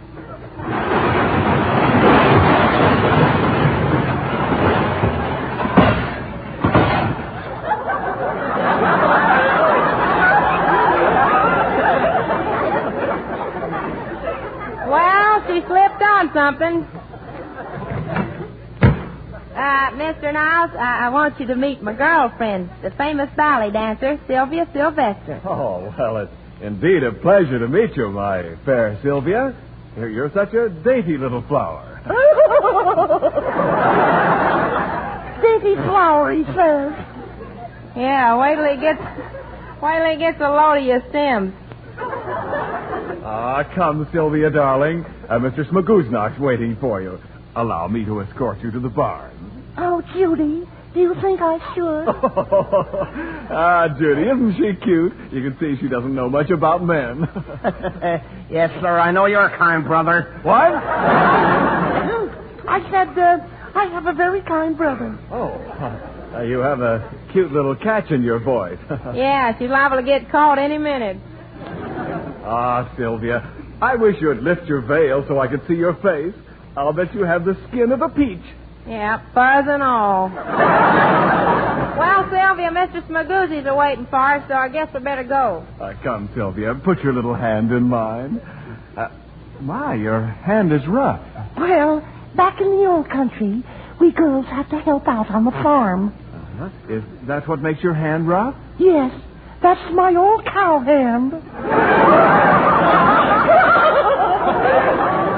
Well, you better let him hold the other one.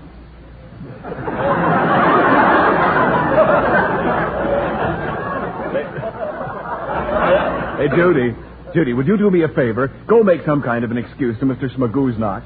I'm going to take Sylvia for a walk in the moonlight. Oh, I'd rather walk in the moonlight with Judy. Oh, what fun could you have walking in the moonlight with Judy? He's so young. He's so young. Mr. Niles, I think there's something that you should ought to know. Yeah? Yeah, Sylvia ain't like other girls. No, she's more of a tomboy. Yes, I've always worn the pants in my family. Well, I'll not be put aside. Sylvia, come into my arms. Let me crush you to my bosom. Oh, my goodness. Sylvia, did I hurt your ribs? No, you broke her cigars. I said you made her see stars. Oh, well, enough of this. My mind is made up. Sylvia, you and I are going to elope. I'll go into the house and change clothes, and when I come out, I'll carry you away. Well, Mr. Niles, if you're going to carry Sylvia away, then you better put on a letter carrier's uniform. Well, why should I put on the letter carrier's uniform? 'Cause, brother, you'll have an armload of mail.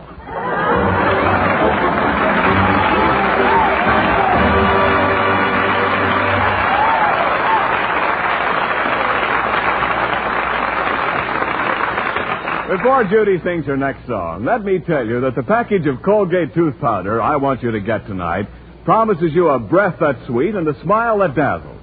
Now, that's quite a promise, isn't it? But it's based on facts. Because Colgate tooth powder not only banishes dull film quickly and safely from your teeth, not only leaves them sparkling with natural brilliance, but at the same instant it gives you a breath that's sweet and wholesome. And those are facts, friends. For scientific tests have proved beyond question that Colgate tooth powder actually stops oral unpleasing breath. Stops it instantly in 7 cases out of 10. And it's just that easy, too. You simply brush your teeth night and morning and before every date with Colgate tooth powder for a breath that's sweet and a smile that dazzles. Remember, Colgate tooth powder. And now, here's Judy with another song for you.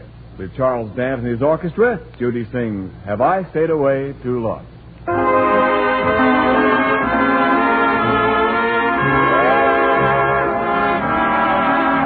Have I stayed away too long? Have I stayed away too long? If I came home tonight, would you still be my darling? Or have I stayed away too long? A love light that shone so strong, sweet love light that shone so strong. If I came home tonight, would that same light be shining? Or have I stayed away too long? I'm just outside of town. I'll soon be at your door. But maybe I'd be wrong to hurry there. I'd best stay out of town and worry you no more. For maybe someone else has made you care. Have all of my dreams gone wrong? My beautiful dreams gone wrong? If I came home tonight, would you still be my darling? Or have I stayed away too long?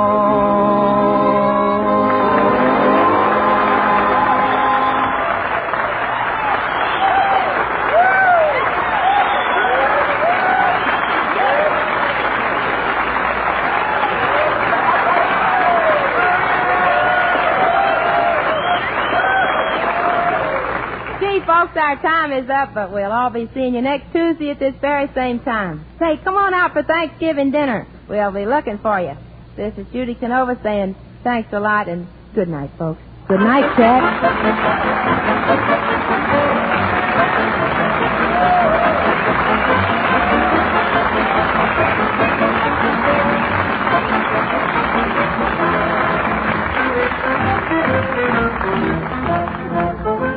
Remember, folks, for a breath that's sweet and a smile that dazzles, it's Colgate tooth powder. This is Ken Niles saying, see y'all next Tuesday.